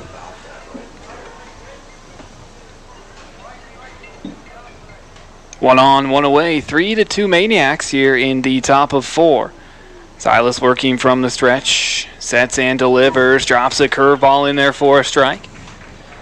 Jumps out to the 0-2 lead. Silas has been working from ahead in the count the majority of the time here in the early going. Let's see what he has with the waist pitch here. Another breaking ball fouled off over. No, CJ. Nope. And looks like a swing and a miss that got away from Gavin, and down at first goes. Well, he went down to first, but first base was occupied. Landon Holmes goes to second, and he's allowed to do that. But of course, you know, if he's thrown out, that's all he can do. But there are 2 outs. That is a strikeout. And then Landon Holmes just goes to second on his own accord. 2 away now. It sure looked as though it was fouled off. That ricochet there. Cody Teft now at the plate. Swings past a fastball. 0-1. Teft struck out looking to start off the second. 2 straight strikeouts for Narano. Man aboard at second. It's the game tying run. Here's the pitch, swing and miss for strike 2. We've seen Cody with that swing before, CJ. He's trying to get a piece of that curveball slider that's missing away, and he's just extending the arms, trying to get a piece of it and put the ball in play. Silas has been on a roll. Here's the 0-2 pitch, and another curveball for a called strike. And Silas Naranjo strikes out the side for the second time in the ball game. For the Lumberjacks, no runs on a no hits, no errors, and they leave one out there. It's 3-2 Orofino. When the Maniacs come to the plate here in the bottom of the 4th inning, leading 3-2, it'll be hitters 9, 1, and 2. Cochran, Olive, Tonnevold, when CJ and I return after this. Attention all LPNs, CNAs, and RNs. Clearwater Health and Rehabilitation is now hiring and they want you to join their team. Are you ready to take the next step in your career? Clearwater Health and Rehabilitation offers paid training for those interested in becoming nurse assistants. Yes, you heard it right. They'll invest in your future. And as Orofino High gears up for postseason play, Clearwater Health and Rehabilitation wishes the best of luck to Maniac teams. Let's hit a home run together. Apply today at Clearwater Health and Rehabilitation. Your career starts here. When electrical problems occur at your home or business, it's best left to a professional to assure your safety. Call on the knowledgeable and experienced team of Innovative Electric Services. In Orofino, Innovative Electric can give you a free estimate with competitive pricing to do everything from service calls to new construction. Serving Orofino and all the surrounding areas with honest and timely work, call Innovative Electric at 476-3321. Backing the Maniacs all throughout the postseason, Innovative Electric Services, Orofino. Today's Maniac postseason game is brought to you by your friends at Simmons Sanitation, Debco Crushing, and Hanson Garage, Orofino. All right, folks, here we go to the bottom of the 4th, and right next to me, CJ Thompson. And it'll be Loudon Cochran to lead things off for the Maniacs. 9th in the order. Landon Holmes back out on the mound, winds and delivers the first pitch, swinging a chopper to the left side, and Baker has it in the glove, fires across in time to set down Cochran 5-3. It was a hard hit ball, but Baker using his chest there to take that and able to gun him down. Yeah, that was a short hop, CJ. He just elected not to charge the ball to try and go after one hop.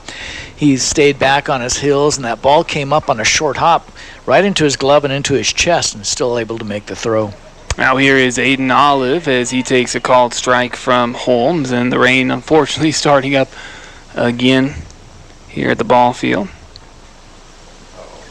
Now the 0-1 pitch, and a little low, CJ. Yeah, that 4-ball one, but I don't know if did you see that lightning? No, I didn't. No, okay, all right. 1-1 swing and a foul tip back into the glove. Ball and 2 strikes.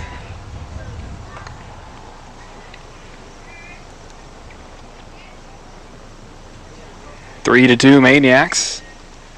Now the 1-2 offering in on the hands, and it is high for ball 2 balls, 2 strikes. Aiden turns his shoulders, CJ. He's got that bat behind him, though. He's going to load up, but he knows that pitch is too high. A 2-2 to the plate, a fastball. Aiden spinning away from it. Wasn't that inside? Full count, though, to Aiden. It looked like it was. And that Aiden down there goes, hey, you know, I'm going to get away from that. Now the payoff pitch to the plate, swinging a chopper to short, and Brousseau has it in the glove. The throw across just in time. That is a bang play right there. And Aiden just about a half step short. Maybe not even a half step, CJ. That was almost to the point where it was a tie. Aiden just has tremendous speed getting that 90 feet up the baseline, but you know, a nice job by Brousseau deep in the hole at shortstop to make that toss for the second out. 2 up, 2 down here for the Maniacs in the bottom of the 4th. Holmes winds and delivers, swinging a ground ball right side, and it is through the hole on the right side of the infield through that 3-4 hole, and Jager Tonnevold with a 2-out base knock. You know, I don't think you can defend that, CJ. You look at Anderson, who goes to his right, the first baseman, and he says, no, I know that's a play for the second baseman, Holmes, and so he retreats back to the bag, and Holmes going to his left says, I can't make that play, and ends up in right field. That ball had eyes to come up with a single for Jager. Now here's Bodie Howell, the man aboard, 2 away. Tonnevold the lead at first. Here's the pitch, a slider on the outside edge. Nicely placed from Holmes. 0-1. Howell has walked a couple of times so far. Holmes working from the stretch. Now move over. Trying to keep Jager close.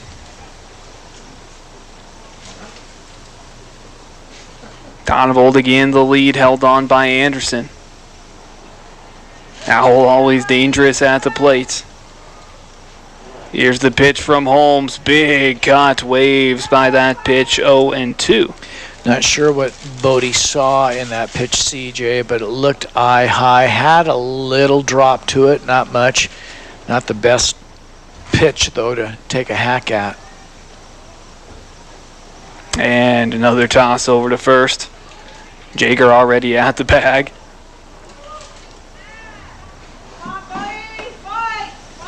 Oh, 0-2 the count to Bodie Howell, looking for his first hit of the afternoon. Here's the pitch, and he got a hold of it, but fouled it off. Yeah, good hips through the strike zone for Bodie, CJ. You saw him turn those out there. Left the bat just a little behind, however.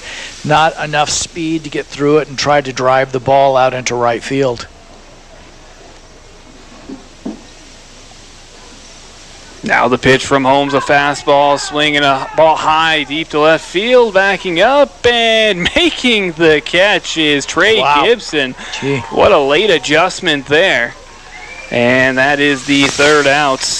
So the Maniacs, no runs on a 1 hit, no errors, and they leave one stranded out there. They have a 3-2 lead, Jeff. Okay, when we come back, it'll be the 5th inning for St. Mary's, and we're going to be looking at hitters 7, 8, and 9, Gibson, Nantel, and Baker after this. If you were to look up Finke logging in the dictionary, you'd find a definition of hard-working men and women dedicated to making our forests multi-use, healthy, and sustainable. Finke logging, proud backers of everything Orofino, including the baseball and softball teams participating in postseason play. Finke Logging is proud of all of our kids and their tremendous efforts they put forward in the classroom and on the ball field. Good luck, Maniacs. Bring home the hardware. We're all rooting for you from Finke Logging Orofino. Every spring it arrives, Idaho postseason high school baseball, softball, track and field, golf, and tennis. Debco Crushing is a proud sponsor of Maniac Athletics and wish boys and girls all the best as they wrap up their high school sports for the year. Orofino will compete against the best teams in Idaho 2A Division. Debco Crushing is also a fan of the cheer and dance squads who have worked tirelessly over this year. Debco Crushing, proud to back Orofino High School Athletics, and hope to see you in the stands cheering on all our kids. Watson's Grocery Orofino, Best Western Lodge at River's Edge, and Les Schwab Tire. They are all backers of the Maniacs here on KLER Orofino. I'm Jeff Jones, and along with CJ Thompson. Here we go, CJ. It's the top of the 5th. And this looks to be Chris Brousseau. And first pitch reaching out comes up. Oh, no, sorry. This is Trey Gibson. Yes. Sorry. Now the windup and the pitch, and nicely placed on the outside edge. Here's a fun factoid, CJ. Silas has set 9 of the 15 batters down that he has faced here in this baseball game. And he's got an 0-2 lead on Gibson. Now the pitch fouled back into the net. A ball and 2 strikes. I mean, this game is not over by any stretch of the imagination, but right now Silas has looked every bit as good as he ever has in a baseball game we've seen him pitch. Yeah, he's been on fire. Here's a swing and a pop-up, foul territory, first base side. Barlow is there to make the catch, and there's one away. After giving up that 2-run shot in the first, Silas has been near unhittable. Return the balls to the dugouts or bring them up here to the concession. Here's Jackson Nantel. At bat, number 99. Nantel. The windup and the pitch from Silas misses for ball 1. Nantel struck out swinging back in the second. Now curveball stays way upstairs. So Silas, you know, if you look at him, he probably stands about 5'2", 5'3". You give him an extra 16 inches on that mound. Now the 2-0, a slow swing comes up empty. 2 balls and a strike to Nantel, the designated hitter for the Jacks. Nantel, I'm going to guess, CJ, what do you think, 6'5"? Yeah, he's pretty big. And the pitch goes after another one that is upstairs, evens the count up 2 balls and 2 strikes. What I'm trying to get at here is that Silas is now about the same height as Nantel on that mound. And the 2-2 swing and a pop-up over again. Foul territory, first base side. Barlow, near identical catch, and he's happy to get a little work in. 2 up, 2 down. Couple of pop-outs. Again, this is the second game of the district tournament. First for the Maniacs. The second for St. Mary's. St. Mary's defeated Kellogg, or excuse me, rather, Priest River. My apologies. At St. Mary's. Now here's Harlan Baker as that pitch misses for ball 1. Baker struck out to start off the third. Now the 1-0 pitch away for ball 2. 2 balls, no strikes. Maniacs with a 1-run advantage here in the top of the 5th. And the pitch in there for a strike just below the belt. 2 balls and a strike. Now fires the 2-1 pitch, foul back into the nets, evens it up, 2 balls, 2 strikes to Baker. Just his second trip to the plate. Silas has been efficient on the day as the 2-2 is up high. Full count to Baker. Not a lot of counts have gone deep. Yeah. Big breath for Silas as he winds and delivers the payoff pitch, and that is low for ball 4, and a 2-out base runner for the Jacks as we head back around to the top of the order. That is the first walk given up by Silas. He has struck out 9. He has given up just 1 hit, and he's hit 2 batsmen. But now we're back at the top of the order, and St. Mary's trying to get back into this one down a run. Now here is Brock Anderson. First pitch curveball to Brock, and watches that miss. 1-0.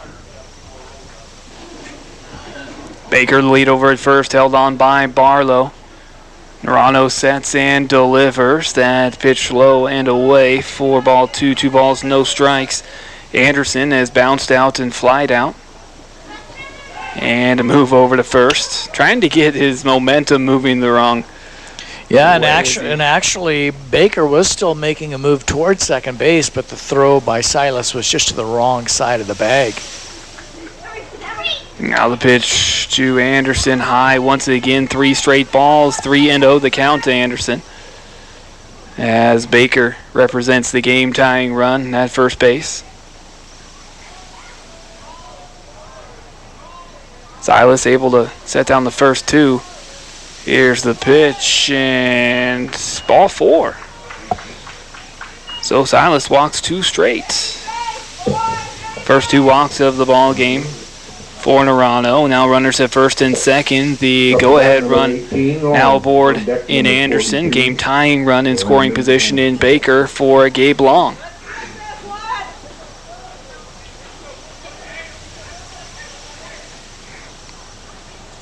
Runners take their leads, 2 on, 2 away. A look back from Silas now deals to the dish, and waving by that first pitch goes long. Gabe was looking to go long, CJ, on that last pitch. He's thinking a 3-run home run. He had everything he could possibly muster into that swing, looking to put it over the left field fence. Now the 0-1 delivery. The plate is upstairs. A ball and a strike to Long. Long was also hit by pitch in the first. He struck out swinging in the third. It's his third time to the plate. The 1-1 delivery, swing and a pop-up over and out of play. On the first base side, a ball and 2 strikes to the Lumberjack catcher.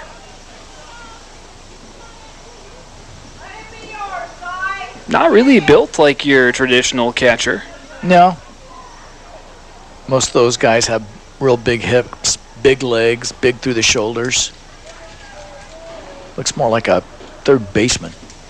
Waves that bat over his right shoulder. Here's the pitch, a curveball fouled off. Count will stay at a ball and 2 strikes. You're in Game 3 of the Central Idaho League District Tournament. The Lumberjacks had to survive a elimination game to make it to this point as they beat Priest River 13-6 on Friday. They're at 10-13 on the season. As the 1-2 pitch, a curveball, and he hit him. That is going to load up the sacks with Lumberjacks, and adversity that's, I don't believe, Naranjo saw coming after setting down the first 2 batters. Yeah, and CJ, he goes full count on the 9-hitter Harlan Baker before issuing a walk, and then it's a 4 straight pitch walk to Brock Anderson, and Gabe Long gets hit by pitch. Maybe a little too much thinking by the kid who's on the mound right now. Now here is Landon Holmes, who takes a pitch away for ball 1, and Landon, your third in the order. You'd like to finish this before Wyatt Holmes steps to the plate. Here's the pitch, swing, and a ball lifted out to left field. Cochran to his left will make the catch, and that will do it for the Lumberjacks, ending the threat here in the top of the 5th for the Jacks. And no runs on and no hits and no errors, but 3 left out there. It is 3-2 Orofino. All right, it's the middle third of the order for the Maniacs, Barlow, Naranjo, and Naranjo. Either a law firm or it sounds like hits. We'll come back right after this. You know what nobody misses? Dial-up internet. The same goes for monthly checking account fees. P1FCU's Ascend Checking is free. Plus it has all sorts of free benefits, like remote deposit, credit score monitoring, and more. Meanwhile, some people are paying as much as $12 a month for their checking. Some things should just be free. Open your P1FCU Ascend Checking today at p1fcu.org/free. Insured by NCUA. At Watson's Market Orofino, we wish to thank the community for trusting us for your family's grocery shopping needs. We do everything possible to bring you the lowest prices, highest quality foods, and the smiles you'll see on our employees every day. We believe in community and donate to area food banks, Little League sports, and community-wide events. Hometown values, our commitment to you from Watson's Market, Orofino. Open daily when you need us the most. Watson's Market, Orofino. Thank you for listening into our game. It's brought to you in part by Finke Logging, Innovative Electric, and the Orofino Police Department. Happy to bring you the Maniacs on KLER. I'm Jeff Jones, CJ Thompson, and CJ, tight ball game here, 3-2. Yeah, most definitely. 1-run ball game. That's what you want out of your postseason matchups. And, of course, a couple of teams that know each other extremely well. Orofino's had their number during the regular season, but that means not once you get into the district tournaments. 4th time that these two teams have seen each other. And the Maniacs, of course, winning all 3 of the regular season. But this is brand new today. Now here is Dash Barlow to lead things off against Holmes. Holmes starts him off with a fastball high. Nicely framed by Long behind the dish, but couldn't bring it down enough. You know, that guy works hard behind the dish, CJ. He knows how to frame those pitches. And the 1-0 offering fastball, flare, foul on the left field side. A ball and a strike to Dashel.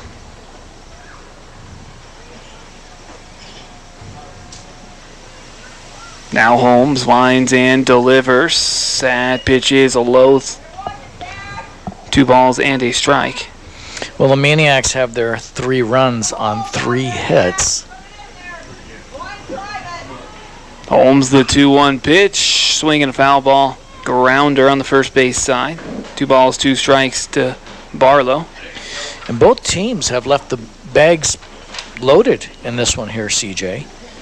Neither team hitting exceptionally well. Here's the 2-2 pitch, swinging a ground ball up the middle, booted by the shortstop, and the throw.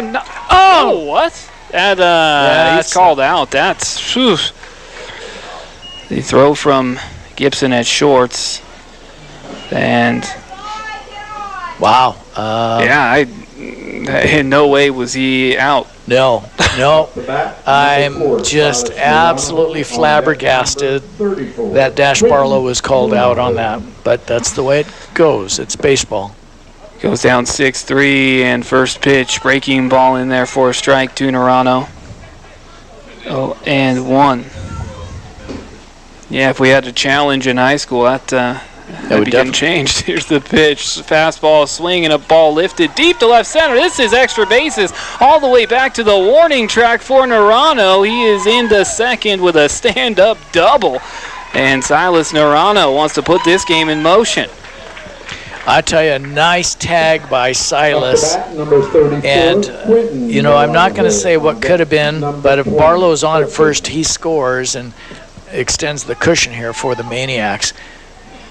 But what a nice tag by the 5-hitter Silas Naranjo. Deep in the gap, gets into the warning track where it's picked up by Marsh out there, and Silas with the wheels to get into second. And the amount of times that the Narano brothers have gone back-to-back on the season, looking to do it again here. Here's Quinton Narano, first pitch slider, low and away.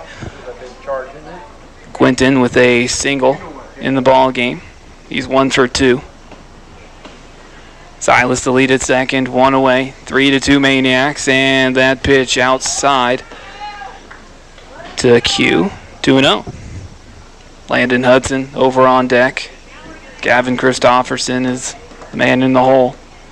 Now the 2-0 pitch, fastball for a called strike, working that outer part of the plate.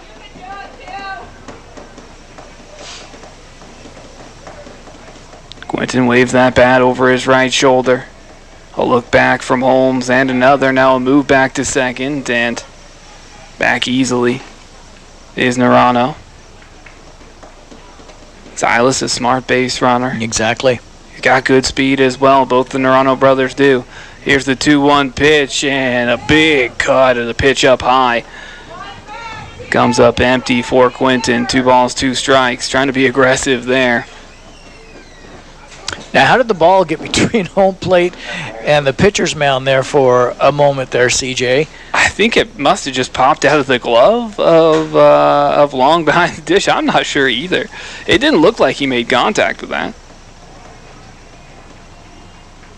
Now the 2-2 delivery, swing and a ground ball up the middle, booted again by Gibson at short. The throw to first. That one cannot be in time. And now runners on the corners after the error. Yeah, and we spoke about this. The shortstop position has just been almost jinxed for St. Mary's, as Landon Holmes, who had difficulties a week ago here, had a couple of errors in the game. The last time that these guys played in the regular season now, Chris Brousseau is there. I made a mistake earlier. That is Gibson at short. I apologize. Okay. Gibson. I thought it was a straight switch between Brousseau and Holmes, but it was not. Move over to first. And back standing up is Quinton. So I need to ask then, is that Brousseau out and left?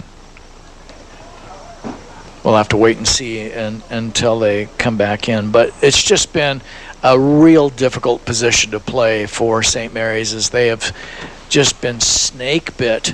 And now Scotty Tonneville is going to come out, and he is going to ask whether or not we have a balk here as time is called. And he is demonstrating what is happening out on the hill. Holmes is lifting that foot off the back of the rubber, and then he turns to throw. And should that not be a balk is what he is asking. And our fielding umpire right now, Mark Thompson, says, well, I can see where you're coming from, but no, I didn't call it a balk, and we're not going to call that one a balk. Might be later, you never know, but Scotty's got a point there. If you leave the rubber without coming to the plate, and then he makes a secondary move to throw to a bag, is that not a balk? Now here is Landon Hudson. Runners on the corners, a 1-run advantage for Orofino. That pitch is up high to start him off 1-0. And to answer your question, Amato Stewart is out in left, Jeff. Okay.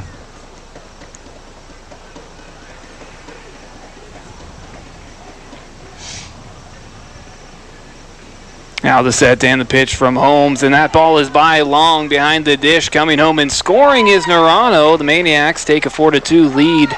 Quinton to second base on the play. That is the second time that, unfortunately for St. Mary's, that a wild pitch has moved base runners along. This one scores the 4th run for the Maniacs today.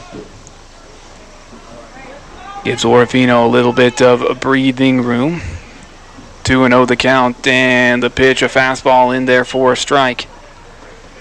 2 balls and a strike to Hudson. Hudson looking for his first hit of the day. He reached on an error and scored and struck out looking. Now the pitch, a good-looking breaking ball in there for a strike. Evens it up, 2 balls, 2 strikes. Landon knew he should have pulled the trigger on that, CJ, and he left it alone. Knows he's got his back against the wall now. He's got to protect. And the 2-2 delivery and a hard hit ball out to left, and initially charging and cannot make the adjustment. Stewart in left. That is extra bases for Hudson. Rounding third, coming home is Narano. He will score, and an RBI double for Landon Hudson. He gave that ball a ride. Good job by Landon. That pitch was on the inside half of the plate too, CJ. Turned on it nicely, just above the handle, and has the strength to drill that over Stewart's outstretched glove in left field, and is able to bring Landon Hudson, or excuse me rather, but Quinton Naranjo home from second base. And the Maniacs up 5-2 now, as they've put up another crooked number here in the frame. An RBI double for Hudson. 2 hits here in the frame for the Maniacs. Both of them doubles. Here's Gavin Christofferson with another man in scoring position. That one high and tight to Gavin. 1-0. Gavin with a single back in the second. He scored as well. He's 1 for 2. Holmes checking on the runner, now deals to the dish. That pitch catches the outside. Black. Ball and a strike. Give that strike to Long behind the dish, CJ. You talked about his effort to frame those pitches previously. He did exactly that as well. This time he uses his elbow and drops his thumb to bring it into the black. Now the 1-1 delivery, swinging a fly ball to center field, and there is Milo Marsh. He'll make the catch and fires into third, but staying put at second is Landon Hudson, and there is 2 away. Well, still got a duck out there in scoring position, Landon Hudson, with that RBI double. So now he's going to ask Loudon Cochran to come to the plate. And Loudon has come up pretty big in situations just like this. He's hitting in the 9 hole. And the job, of course, of this kid is if there's anybody on base, that you move them around. Yeah, you got to go back to his bases clearing triple a while back. Here's the pitch, fouls a breaking ball back into the net. 0-1. Loudon today reached on an error and then bounced out to third. Taps the dish, and man aboard, 2 away, 5-2. Now a move back to seconds, and easily back is Hudson. Hudson, excellent speed. A lot of speed throughout this Maniac lineup. Here's a fastball inside. Turning away from it was Cochran.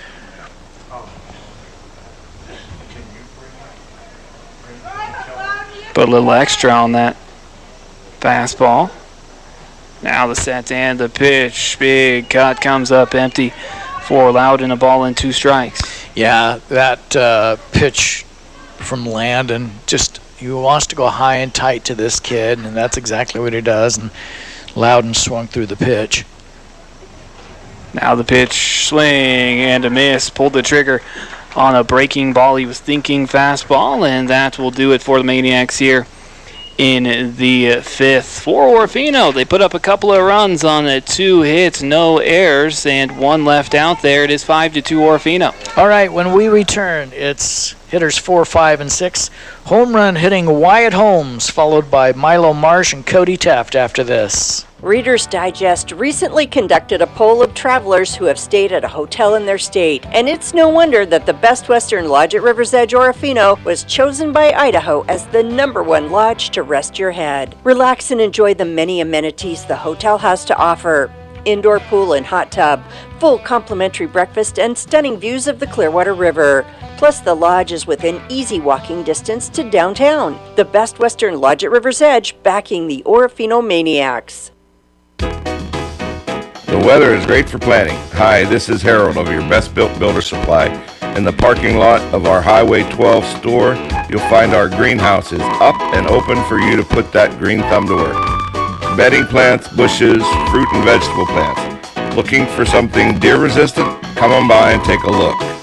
Plant medium, fertilizers, and so much more when you shop Best Built Builder Supply and the Parking Lot Nursery. Open 7 days a week. Best Built Builder Supply. Thank you for listening in today to Maniac Sports on 1300 KLER, brought to you by your friends at Stepco Construction, Clearwater Health and Rehabilitation of Cascadia, and Sunset Mart as we head to the top of the 6th, 5-2 Orofino. Silas back out on the hill, and he's going to face off against Wyatt Holmes. He is responsible for the 2 runs that are up there for St. Mary's. First pitch is a little low for a ball, 1 ball, and no strikes. You know, Wyatt is standing there thinking, I just want you to throw that fat fastball down the middle. There's a slider taken for a strike, 1 ball and 1 strike. Yeah, he's like, if you could just throw that same pitch, that'd be great. Yeah. It's kind of like hitting off the tee or off the pitching machine. Here's the 1-1, slider away, ball 2. So the winner of this contest here will face off against the winner of Grangeville Kellogg. That's being played at Clearwater Park in Lewiston right now. The 2-1 on the way is a fastball, misses. Okay, thank you. And the higher seed will host, and those games are going to be held here at Orofino on Wednesday. We'll put the table. Here's the 2-1 delivery now on the way from Silas. This one's going to be popped a mile high, foul side of third, and it'll go out of play. 3-2. Well, if you do want an update on that Grangeville game right now, Grangeville's winning 7-3 in the bottom of the 5th. So Grangeville leading by 4 runs, bottom of the 5th. Grangeville is the home team in that game. They are the number 2 seed in this tournament. Kellogg is the number 3 seed. Trying to find out what the Grangeville Kellogg score is. 3 balls and 2 strikes to Wyatt. And here's the Silas pitch on the way. Oh, boy howdy, that's the 3rd batter. Oh, wait a minute. Oh, he's out. He's out because he didn't try to get out of the way of the pitch on the inside. Our home plate umpire, Mike Musetti, says you did not try to get out of the way of the ball. It was a slow curveball, hung inside there, and he leaned into it, CJ, and so he is out. So that is going in as the 10th strikeout now for Silas Naranjo. Marsh steps up there, fouls the first pitch back. Wow, I tell you what, you know, kids just want to get on base, and I'm not going to say what was going through Wyatt's mind, but he just leaned right into that pitch. Curveball, that one doesn't have any bite to it and sails back to the screen. 1 ball, 1 strike now. So out is Wyatt Holmes. And I mean, the kid is such a fantastic ball player. You want to see him compete. There's a slider taken for strike 2, 1-2 to Milo. And Silas has had Milo's number so far today. He's struck him out twice, once looking, once swinging. Well, here's the 1-2 from Silas on the way to him. Big circle change, ground ball on the second hop, picked up by Quentin, and the toss is good for the 5-3. Put out, 2 away now. And Quentin showing off his cannon of an arm there. Wow, you could see flames coming off that ball. You know, I tell you what, the kid has a natural movement, CJ. As he charges in on the ball, he knows how that ball is going to come into his glove. He knows how his arm is going to come over the top, dig it out of there, and he's going to throw all within the same motion. 2 gone now. That's going to bring Cody Teff to the plate. Swings through the first pitch from Naranjo for strike 1. But yeah, you're right. Quentin can just throw hard on the move. Fastball misses away for a ball. 1-1. Yeah, I'm just surprised Dash didn't have to shake out his hand there after catching that one up. A ball and a strike to the right fielder for St. Mary's, and there's a slider taken for a strike. We're in the top of the 6th inning. 2 out here for St. Mary's. The count is a ball and 2 strikes to Cody Teft, and here's the next pitch. It's off of the glove of Christofferson for ball 2. 2 balls, 2 strikes. Silas putting up one heck of a pitching performance. Got K's all over this scorecard.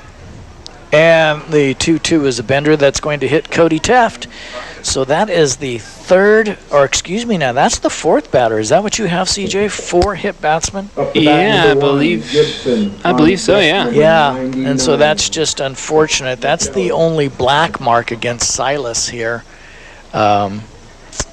He hit a batter, I think, just about in 3 of these 6 innings.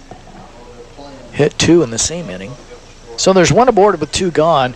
Trey Gibson will come to the plate, not before a throw over to first, however. Chases Teft back to the sack. Yeah, and poor Gabe Long, he's been hit twice. Fastball, that's taken for strike 1 to Trey.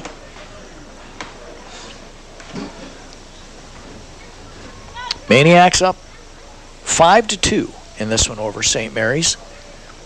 From the stretch, Silas comes to the plate. Pitch is going to be swung on, fouled back here. The crowd, 0-2.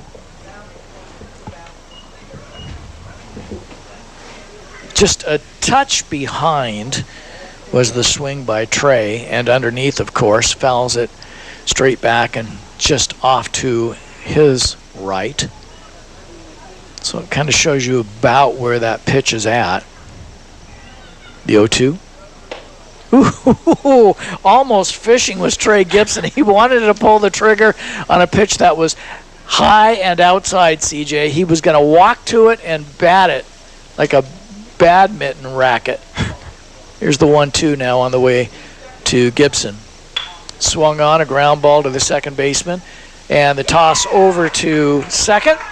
Covered by Jager Totable. Gets the force on Cody Teft, and that'll do it for St. Mary's here in the 6th, as the Maniacs still lead this one 5-2. Top of the order due up. Olive, Donovold, and Howell will try to get the bats going for the Maniacs after this. At Farmers, we make you smarter about insurance, because what you don't know can hurt you. What if you didn't know that boxes by the curb make you a target for thieves? Or that dog bites account for 1/3 of all home liability claims? What if you didn't know that 1 in 7 drivers is uninsured? And that grease fires have to be smothered. The more you know, the better you can plan. Get smarter about your insurance. We are farmers. Bum, ba-dum, bum, bum, bum, bum. At 622 Bryden Avenue in Lewiston, see me, Greg Kimberlink, your local farmers insurance agent. Calling all Orofino Maniac alumni, it's postseason baseball and softball, and time to show your support. Debco Construction is proud to back the blue and white Maniac teams and thanks them for all their hard work battling their way into postseason play. The most trusted commercial general contractors in the Pacific Northwest, Debco Construction is committed to improving the transportation and utility infrastructure throughout the Pacific Northwest. Join us as we cheer on the Maniacs to baseball and softball glory, Orofino. And welcome back once again. Bring home the win, Orofino. Sponsoring today's OHS broadcast are your friends at Peak Physical Therapy, Kimberling Insurance, and Best Built Builders Supply. And Orofino hanging on to a 3-run cushion, 5-2, Jeff. Holmes back out on the hill. And Aiden Olive going to start things off here in the bottom of the 6th. Takes the first pitch, curveball, strike 1. Well, since Landon came in the 3rd inning, he has given up 2 runs on 4 hits. Next pitch, misses outside for a ball, 1 ball and 1 strike. Came in relief of Chris Brousseau, CJ, and things were not going well for Chris. Here's the 1-1 as the rain starts to fall down. Ground ball to the second baseman. Wyatt has problems with it. The throw pulls the first baseman off the bag. Brock Anderson has to stretch that glove out there, and Aiden Olive is going to reach. And we're going to call that a fielding error on the second baseman, Wyatt Holmes.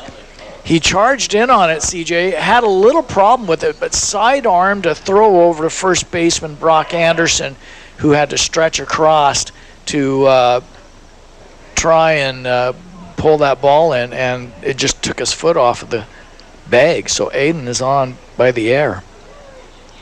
Jagger Tonnevold now looking to do some damage here. First pitch is high and away for a ball. Jagger today, well, he singled in his last at-bat, but was left stranded in the 4th inning over at first base. Does have an RBI on a sacrifice ground out. And a B move over to first base, and Aiden is back easily enough. And, you know, as you were saying, Jeff, Landon Holmes has pitched pretty darn well since coming in relief of Brousseau. It's been errors and mental miscues. The 1-0's a fastball, misses inside. 2 balls and no strikes to Jagger.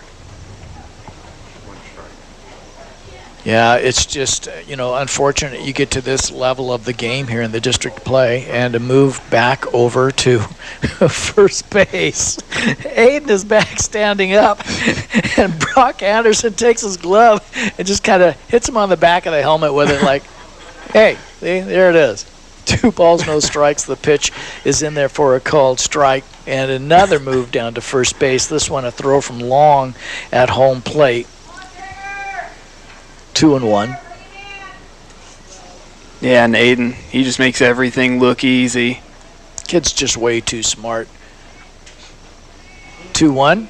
The pitch to Jagger, swung on. Ground ball to the right side of the infield. And here's the throw over to first. And it's good enough to get Jagger 4-3, but it does push Aiden from first to second base. You could almost see the wheels turning in second baseman Wyatt Holmes. Can I try and turn this double play? But when he came up and he saw the speed of Aiden, he goes, there's no way I'm going to get him.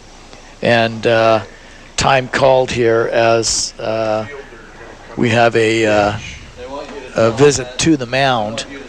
But it's just, Aiden is like a streak of light. He flies so fast up that baseline, CJ, and you could just see it at Holmes like, yeah, it's not going to happen. And he almost took too much time where Jagger's got a lot of leg as well, could have legged out a single. Yeah, I'd say 90% of the time you're going to get that lead runner there, but Aiden, as you said, just so fast that they didn't have a shot at it. All right, a pitching change here for St. Mary's. Don't go away. We'll return right after this.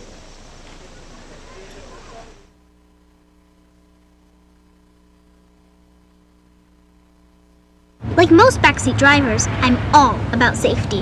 Dad, pothole. Got it. So Les Schwab Tires makes my job easy. With surfaces like brakes, steering, and alignment. Those cheap tire centers just throw on tires, and that's it. Now, I'm not telling people how to do their job. Linker. I'm just glad Les Schwab takes safety as seriously as me. Help keep drivers and backseat drivers safe with Les Schwab Tires. Doing the right thing since 1952. It's in park, right?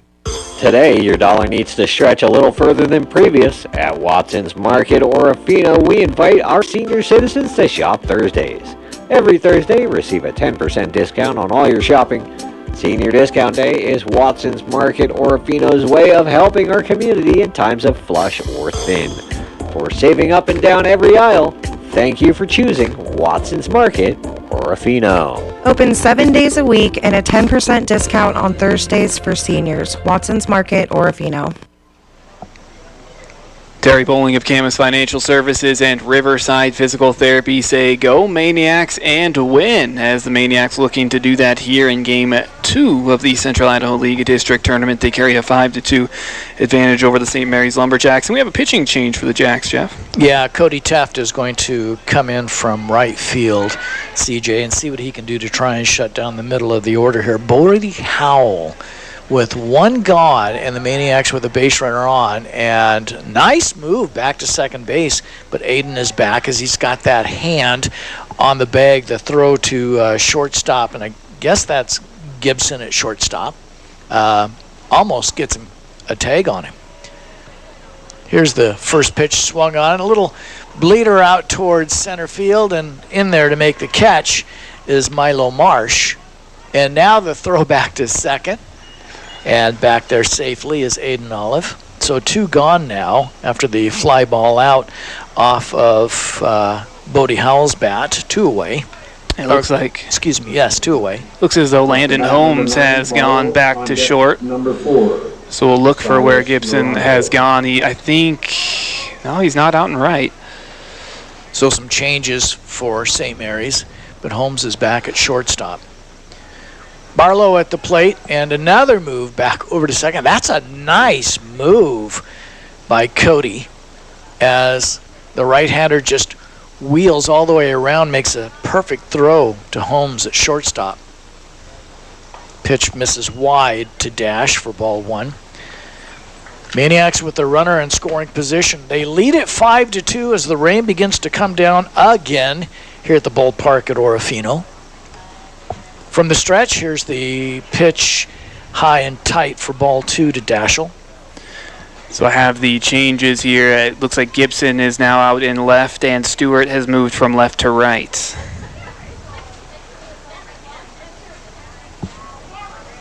Two balls and no strikes. The next delivery. There's a hook that catches the outside black for strike 1. The rain again starting here at the ball field. Pitch is going to be swung on. Hard chopper to the right side of the infield. Nice play by second baseman Holmes, and he relays the throw over to first, and that'll do it. Maniacs fail to score here in the 6th. They leave one out there. But it is do or die time here as we go to the top of the 7th. Maniacs lead at 5-2, CJ. Who does St. Mary's have coming up? It'll be Nantel, Baker, and Anderson that'll have to get it done at the plate for the Lumberjacks when Jeff and I come back after this. Orofino Police Department encourages all OHS faithful to come out this week for the Central Idaho League District Baseball and Softball Championships. Taking on the best teams in the North, the Maniacs hope to hang another championship banner proudly at OHS. Orofino Police Department knows that raising great kids in our schools and athletic programs means great kids live and work in our community. Support our students any way you can to help them grow into super citizens. Orofino Police Department says be there for our kids and go Maniacs. Good luck, teams playing postseason 2A girls and boys softball and baseball championships from your friends at Simmons Sanitation. All our area teams like Orofino have put so much into this season, and Robert Simmons and crew wish them the best of luck. All our area high schools know about teamwork and the importance of playing as a cohesive unit. That's why Simmons Sanitation is proud to back all our kids while they eye a state championship. Good luck, teams, from Simmons Sanitation. Family Eye Care and Clearwater Valley Health and the Orofino Health Clinic are proud Maniac backers all through the year here on KLER as we head to the top of the 7th here at the ball field at Orofino High. Orofino trying to pick up a first-round victory here in the Central Idaho League District Tournament. They have a 5-2 advantage, Jeff. All right, Jackson Nantel, the designated hitter, will lead things off here for the Jacks in the top of the 7th inning. 5-2 our score. Maniacs looking for a first-round victory. Silas is back out on the hill, and he starts him off with a curveball high, 1-0. Jackson, one of the 10 strikeout victims of Silas Naranjo. The 1-0 comes back with a straight fastball, misses away, ball 2. But Silas looking to close this game up. with a complete game victory. Pitch is high for ball 3. I mean, Silas has done a fantastic job. 10 strikeouts. He's walked 2, but he has hit 4. You know, and you got to wonder, is he working with something that he just hasn't the control that he really needs? The 3-0 is right down the pipe for a called strike. Silas at 97 pitches. Here's the 3-1. Swung on and fouled off to the right into the screen. Able to battle his way back in this one after falling behind 3-0. Silas working from the windup, and the pitch is swung through, and that's going to do it. Whoa. Jackson not too happy with that last swing, CJ. He took the bat and kind of wrapped it around the back of his head and onto into his shoulder blades. 11th strikeout now for Silas Naranjo. It's a lot of Ks. Harlan Baker hitting in the 9th hole. Shows bunt, then pulls it back, and takes a slider for a called strike 1. You could hear the pop of that in the mitt from all the way up here. Silas has a lot of pepper still to deliver there. Pitch is swung on. Ground ball to the first baseman up on it. Silas covering the bag, and it's a 3-1 put out. And there are 2 away for St. Mary's here in the top of the first inning of play. Or excuse me, 7th inning of play. My apologies. Anderson, top of the order. Brock Anderson, he is 0 for on the day. He did walk back in the 5th, however. CJ got as far as second base, but was left stranded there. Interestingly enough, that home run from Wyatt Holmes was the only hit given up so far by Silas If May. Yeah, and it was, again, the very first pitch. There's a good-looking hook in there for a called strike. Nasty. To Brock Anderson.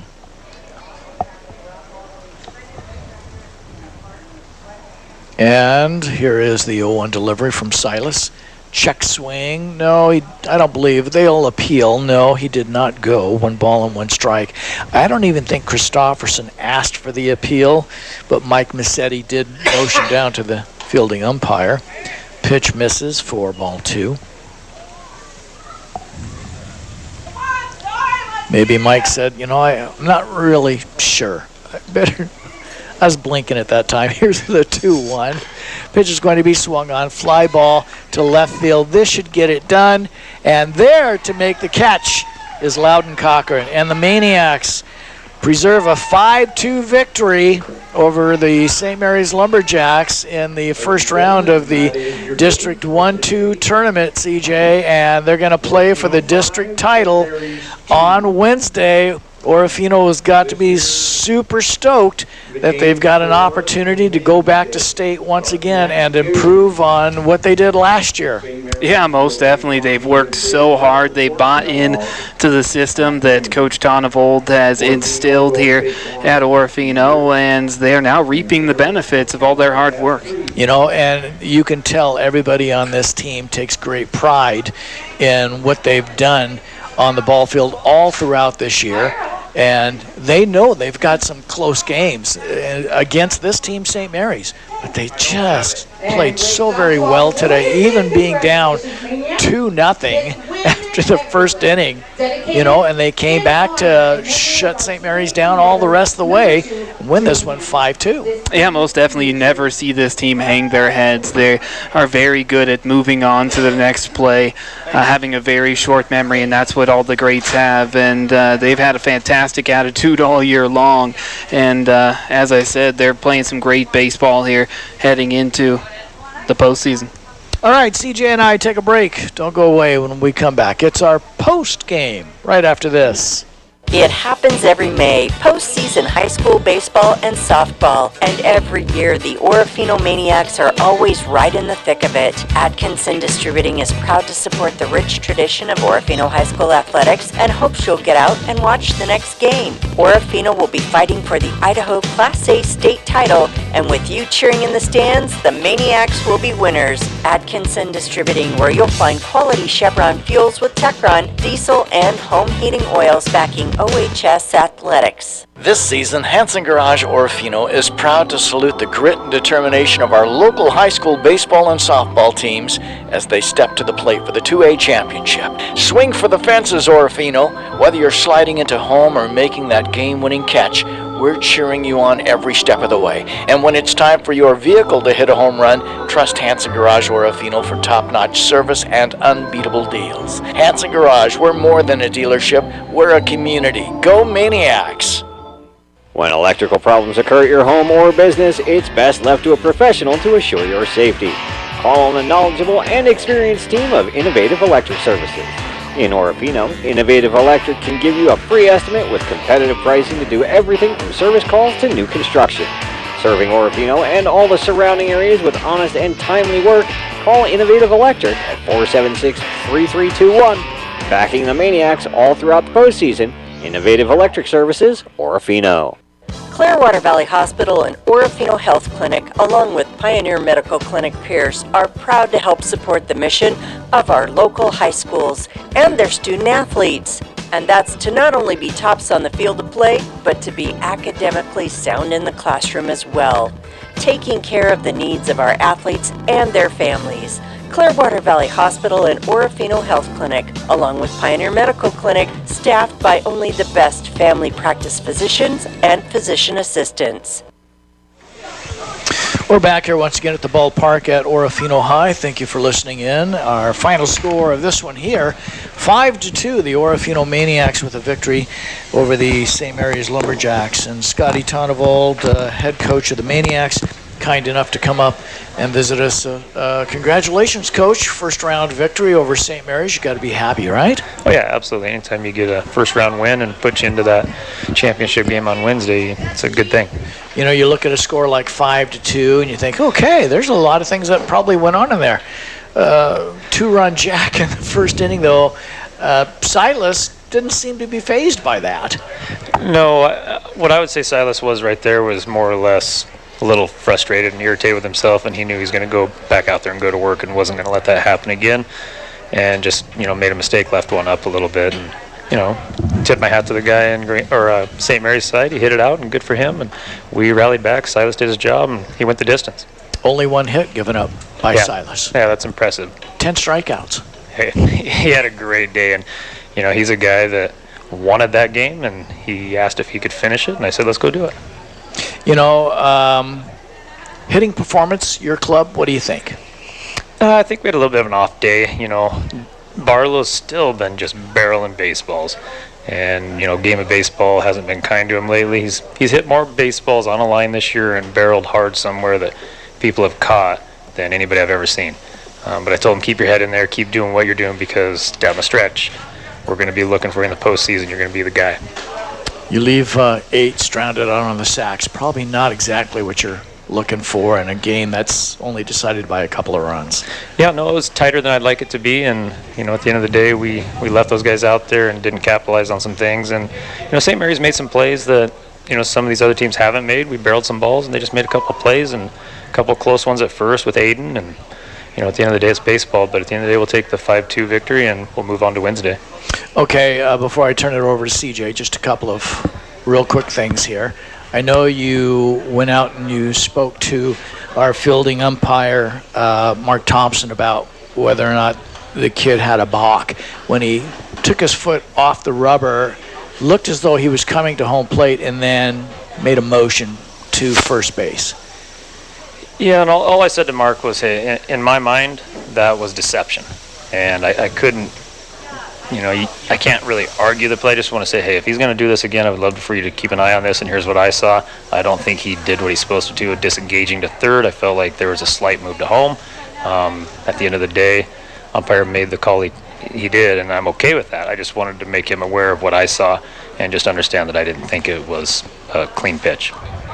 And my last question to you, and I might have to ask CJ, who was that we thought was definitely safe at first? Yeah, it was Dash Barlow there in the 5th, just prior to Silas's double. I mean, we don't have instant replay or anything like that, but from our vantage point here, it definitely looked as though he was safe. Is that something that you would ever go out and question, or ask Rocky what he saw over at first base? You know, it's really tough to go challenge a play like that. If you're going to go over there and challenge that play, you're really telling that umpire, hey, you screwed up. And, you know, I'm not going to probably cross that line, probably ever. I won't say never, that's a strong word, but, you know, at the end of the day, I might go over there and be like, hey, in between innings, I'm not going to go stop the game and be like, hey, I'm going to accept it for what it is, but say, I think that's pretty close, you know, I'm just want to know what you saw. Did you truly see foot, or were you listening? What'd you hear? But yeah, I'm not a guy that's really going to go put it in those guys' face and challenge them and feel like I'm, you know, I don't want to create any issues with the umpires down the stretch.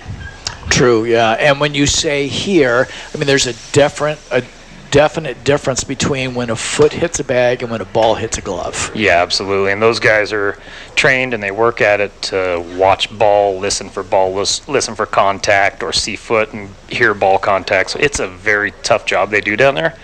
And they're in the moment, and I'm not going to say it's easy because I'm not out there doing it.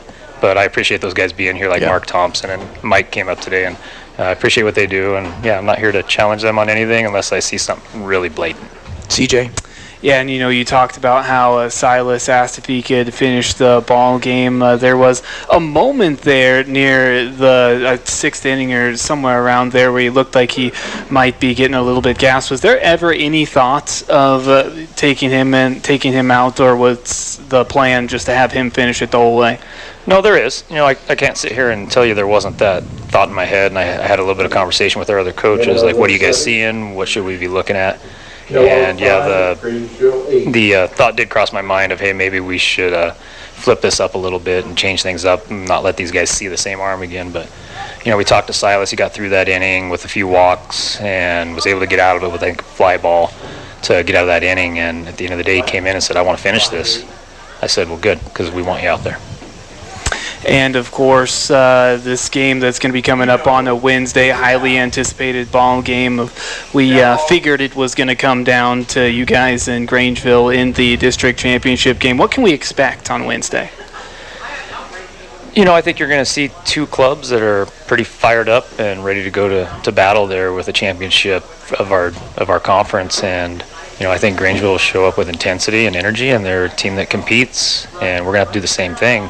You know, we're not going to treat it lightly, and I know they're not going to either, and I think it's going to be a great game on both ends, and we should see some really fun baseball that day on Wednesday. What are the keys to coming up with a victory in that game? Well, it's the stuff I talk about all the time. You know, got to control the controllables, have big body language, don't let anyone dictate what you're going to do, and understand all you can control is you, your attitude, your effort, your energy, what you bring to the team. Be selfless no matter what, whatever happens. If you're 0 for 3, I need you to be the guy in the bottom of the 7th, stepping up for your 4th at bat with confidence. And, you know, these guys have heard that from me for a couple of years now. And we're not going to get caught looking in the dugout. I've said that a lot. And we're just going to go out here and compete our butts off and leave it all on the field. At the end of the day, it's all we can do. And baseball will, you know, throw you some oddities sometimes, but we will go out there and we're going to compete. And I expect the same from Grangeville. It should be a great game. Looking forward to it. Scotty, looking forward to our next game on Wednesday. Yeah, me too. And I really appreciate you, CJ, and Jeff being here and doing this for Orofino baseball and just supporting us and getting the community an opportunity to hear the game. And I know a lot of people do tune in because they text me from out of area and say, hey, man, good game. Loved hearing it on the radio. So thank you guys for what you do. Mostly me, though, right? Yeah, me? Yeah. Scotty, best wishes to you, and we'll visit with you again on Wednesday, all right? All right, thanks a lot, guys. Appreciate it. That's Scotty Tonnevold, the head ball coach of the Orofino Maniacs. Again, victors today over St. Mary's, 5-2 the final score here. Another break. CJ and I will return after this. Proud to support Orofino High School Athletics are your friends at Sunset Mart on Michigan Avenue, Orofino. While listening to the Maniacs, swing by for a winning combo. Grab refreshing soda fountain drinks and mouth-watering cheeseburgers from our deli. Fuel up for the game or celebrate a Maniac victory with us. Sunset Mart, your go-to spot for convenience and community spirit. Visit us today. Open 24 hours a day, 7 days a week. Your Orofino High sports backers, Sunset Mart. Hi, it's Corky here to make you a promise with Les Schwab Tires. We'll take care of your tires even after you buy them. Rotations, rebalancing, flat repairs, air checks, brake checks, alignment checks. And I'm out of time to list the rest of our included services. Point is, we give you and your dollar the most mileage possible. That's our best tire value promise. I'll pinky swear on it. Les Schwab Tires, doing the right thing since 1952. Plans on building a new home, garage, or adding on to your current business? Call on a name you've come to trust, Barlow Quality Trust. Call Barlow Quality Trust for a free estimate at 435-4348. For commercial, residential, and farm buildings, build them to last with the help of Barlow Quality Trust. Engineered and TPI inspected, Barlow Quality Trust Incorporated. We offer free delivery within a 100-mile radius of Orofino, as well as competitive rates on our boom service. Barlow Quality Trust, backing high school athletics. You've decided that those aching muscles, sore joints, and overall ill feeling has finally got to stop. Make today the day you start by visiting Peak Physical Therapy on Michigan Avenue, Orofino. Ask about visiting with one of our many qualified physical therapists about your issues and get onto the path of well-being. The goal of PT is to determine the root cause of your symptoms and move you forward to what you love. Peak Physical Therapy. Visit today and get healthy tomorrow. Once upon a time, there was a sleepy bear in search of a place to nap. Like the inside of a car. A coupe? Too small. An SUV? Too big. A station wagon? Just right. But as his eyelids began to get heavy, we covered it. Talk to farmers. We know a thing or two because we've seen a thing or two. We are farmers. Bum, bum, bum, bum, bum, bum. For auto, home, life, and commercial insurance, see me, Greg Kimberling, in Lewiston at 622 Bryden Avenue. Now is a great time to start enjoying your home's view when you finish your dream outdoor living space with beautiful railing options. Hi, this is Harold from your Best Built Builders Supply. Easy to install and maintain, Regal Ideas and Fortress Building Products are just two of the brands that offer a style you'll find just right for your home. Choose from steel, aluminum, cable, glass, or any combination to complete your look. Best Built Builder Supply. See us today at our Highway 12 Orofino location. There's your final score today. The Maniacs defeat St. Mary's here in game number 2 of the District 1-2 Central Idaho League baseball tournament. 5-2, the final score. The Maniacs scored their 5 runs on 5 hits, 4 St. Mary's errors, and the Maniacs leaving 8 out on the sacks. While St. Mary's scores their 2 runs on 1 hit, the solo home run off of the bat of Wyatt Holmes back in the first inning, and they left 4 out on the base paths. When we come back, CJ is going to run over the line score of your Maniacs, and then we're going to be talking a short bit later about that Pizza Factory player of the game and talk to you about the district tournament bracket when we return after this. Attention all LPNs, CNAs, and RNs. Clearwater Health and Rehabilitation is now hiring and they want you to join their team. Are you ready to take the next step in your career? Clearwater Health and Rehabilitation offers paid training for those interested in becoming nurse assistants. Yes, you heard it right. They'll invest in your future. And as Orofino High gears up for postseason play, Clearwater Health and Rehabilitation wishes the best of luck to Maniac teams. Let's hit a home run together. Apply today at Clearwater Health and Rehabilitation. Your career starts here. Reader's Digest recently conducted a poll of travelers who have stayed at a hotel in their state, and it's no wonder that the Best Western Lodge at River's Edge Orofino was chosen by Idaho as the #1 lodge to rest your head. Relax and enjoy the many amenities the hotel has to offer. Indoor pool and hot tub, full complimentary breakfast, and stunning views of the Clearwater River. Plus, the lodge is within easy walking distance to downtown. The Best Western Lodge at River's Edge, backing the Orofino Maniacs. If you were to look up Finke logging in the dictionary, you'd find a definition of hard-working men and women dedicated to making our forests multi-use, healthy, and sustainable. Finke logging, proud backers of everything Orofino, including the baseball and softball teams participating in postseason play.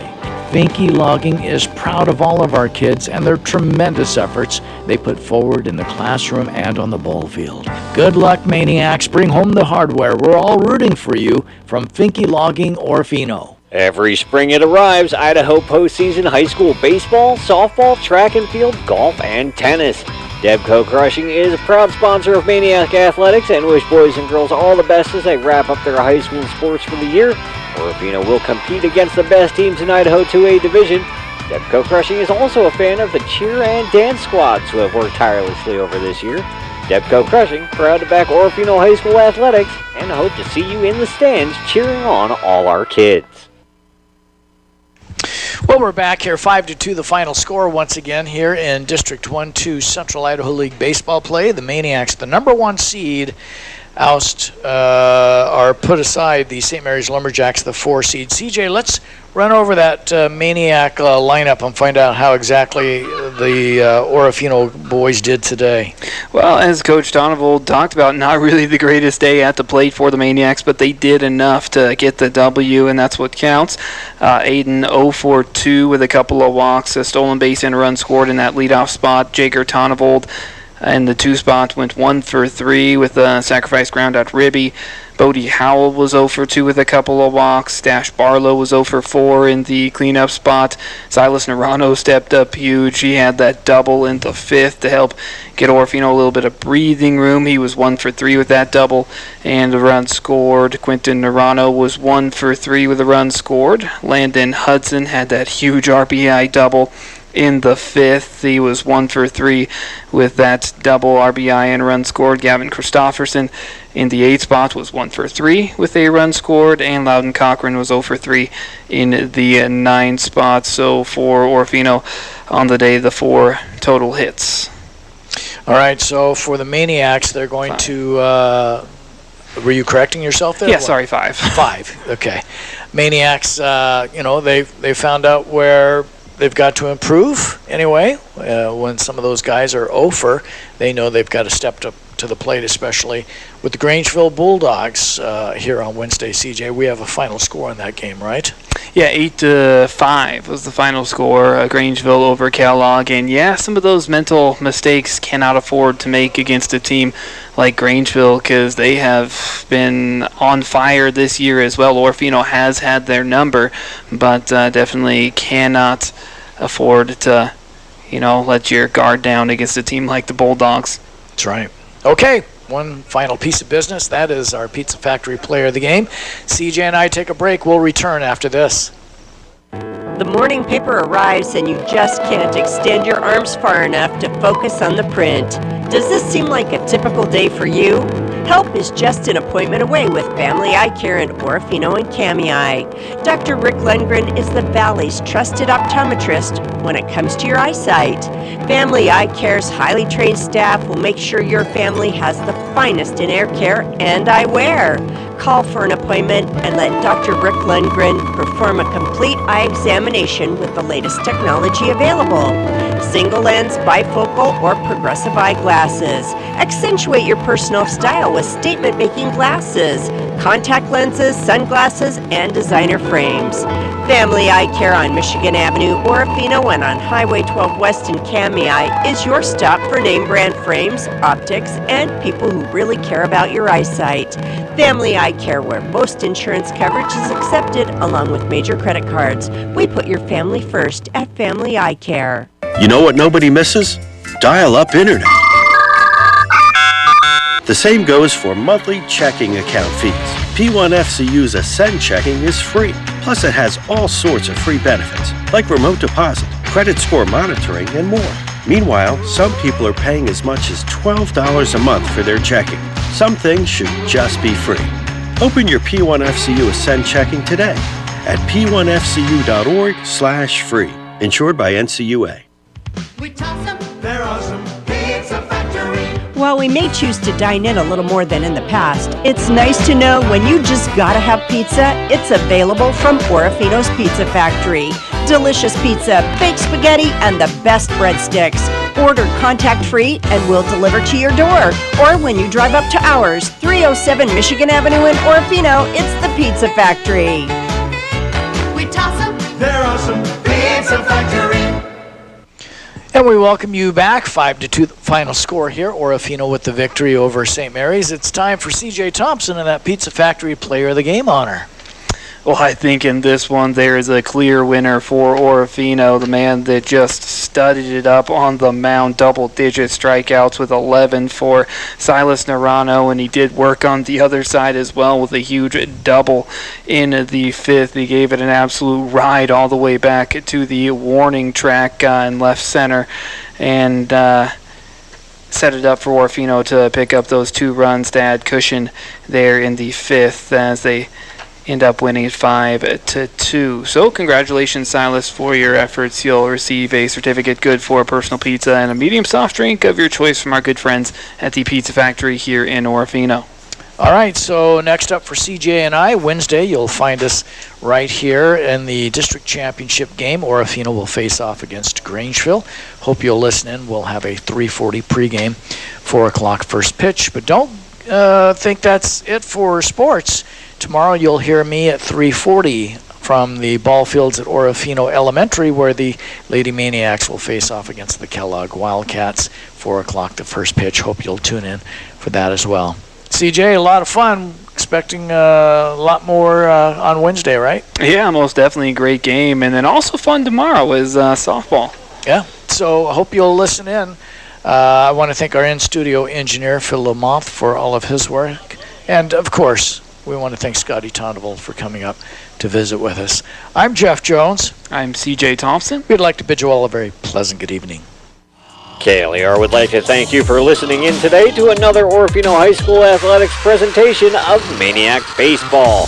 Today's game has been brought to you by many fine community backers, and they thank you for supporting your local kids. We hope you'll continue to listen in for more Idaho 2A classification Maniac Baseball. Orofino High School Baseball, a Central Idaho Broadcasting sports presentation on KLER and our streaming partner, KLER 13.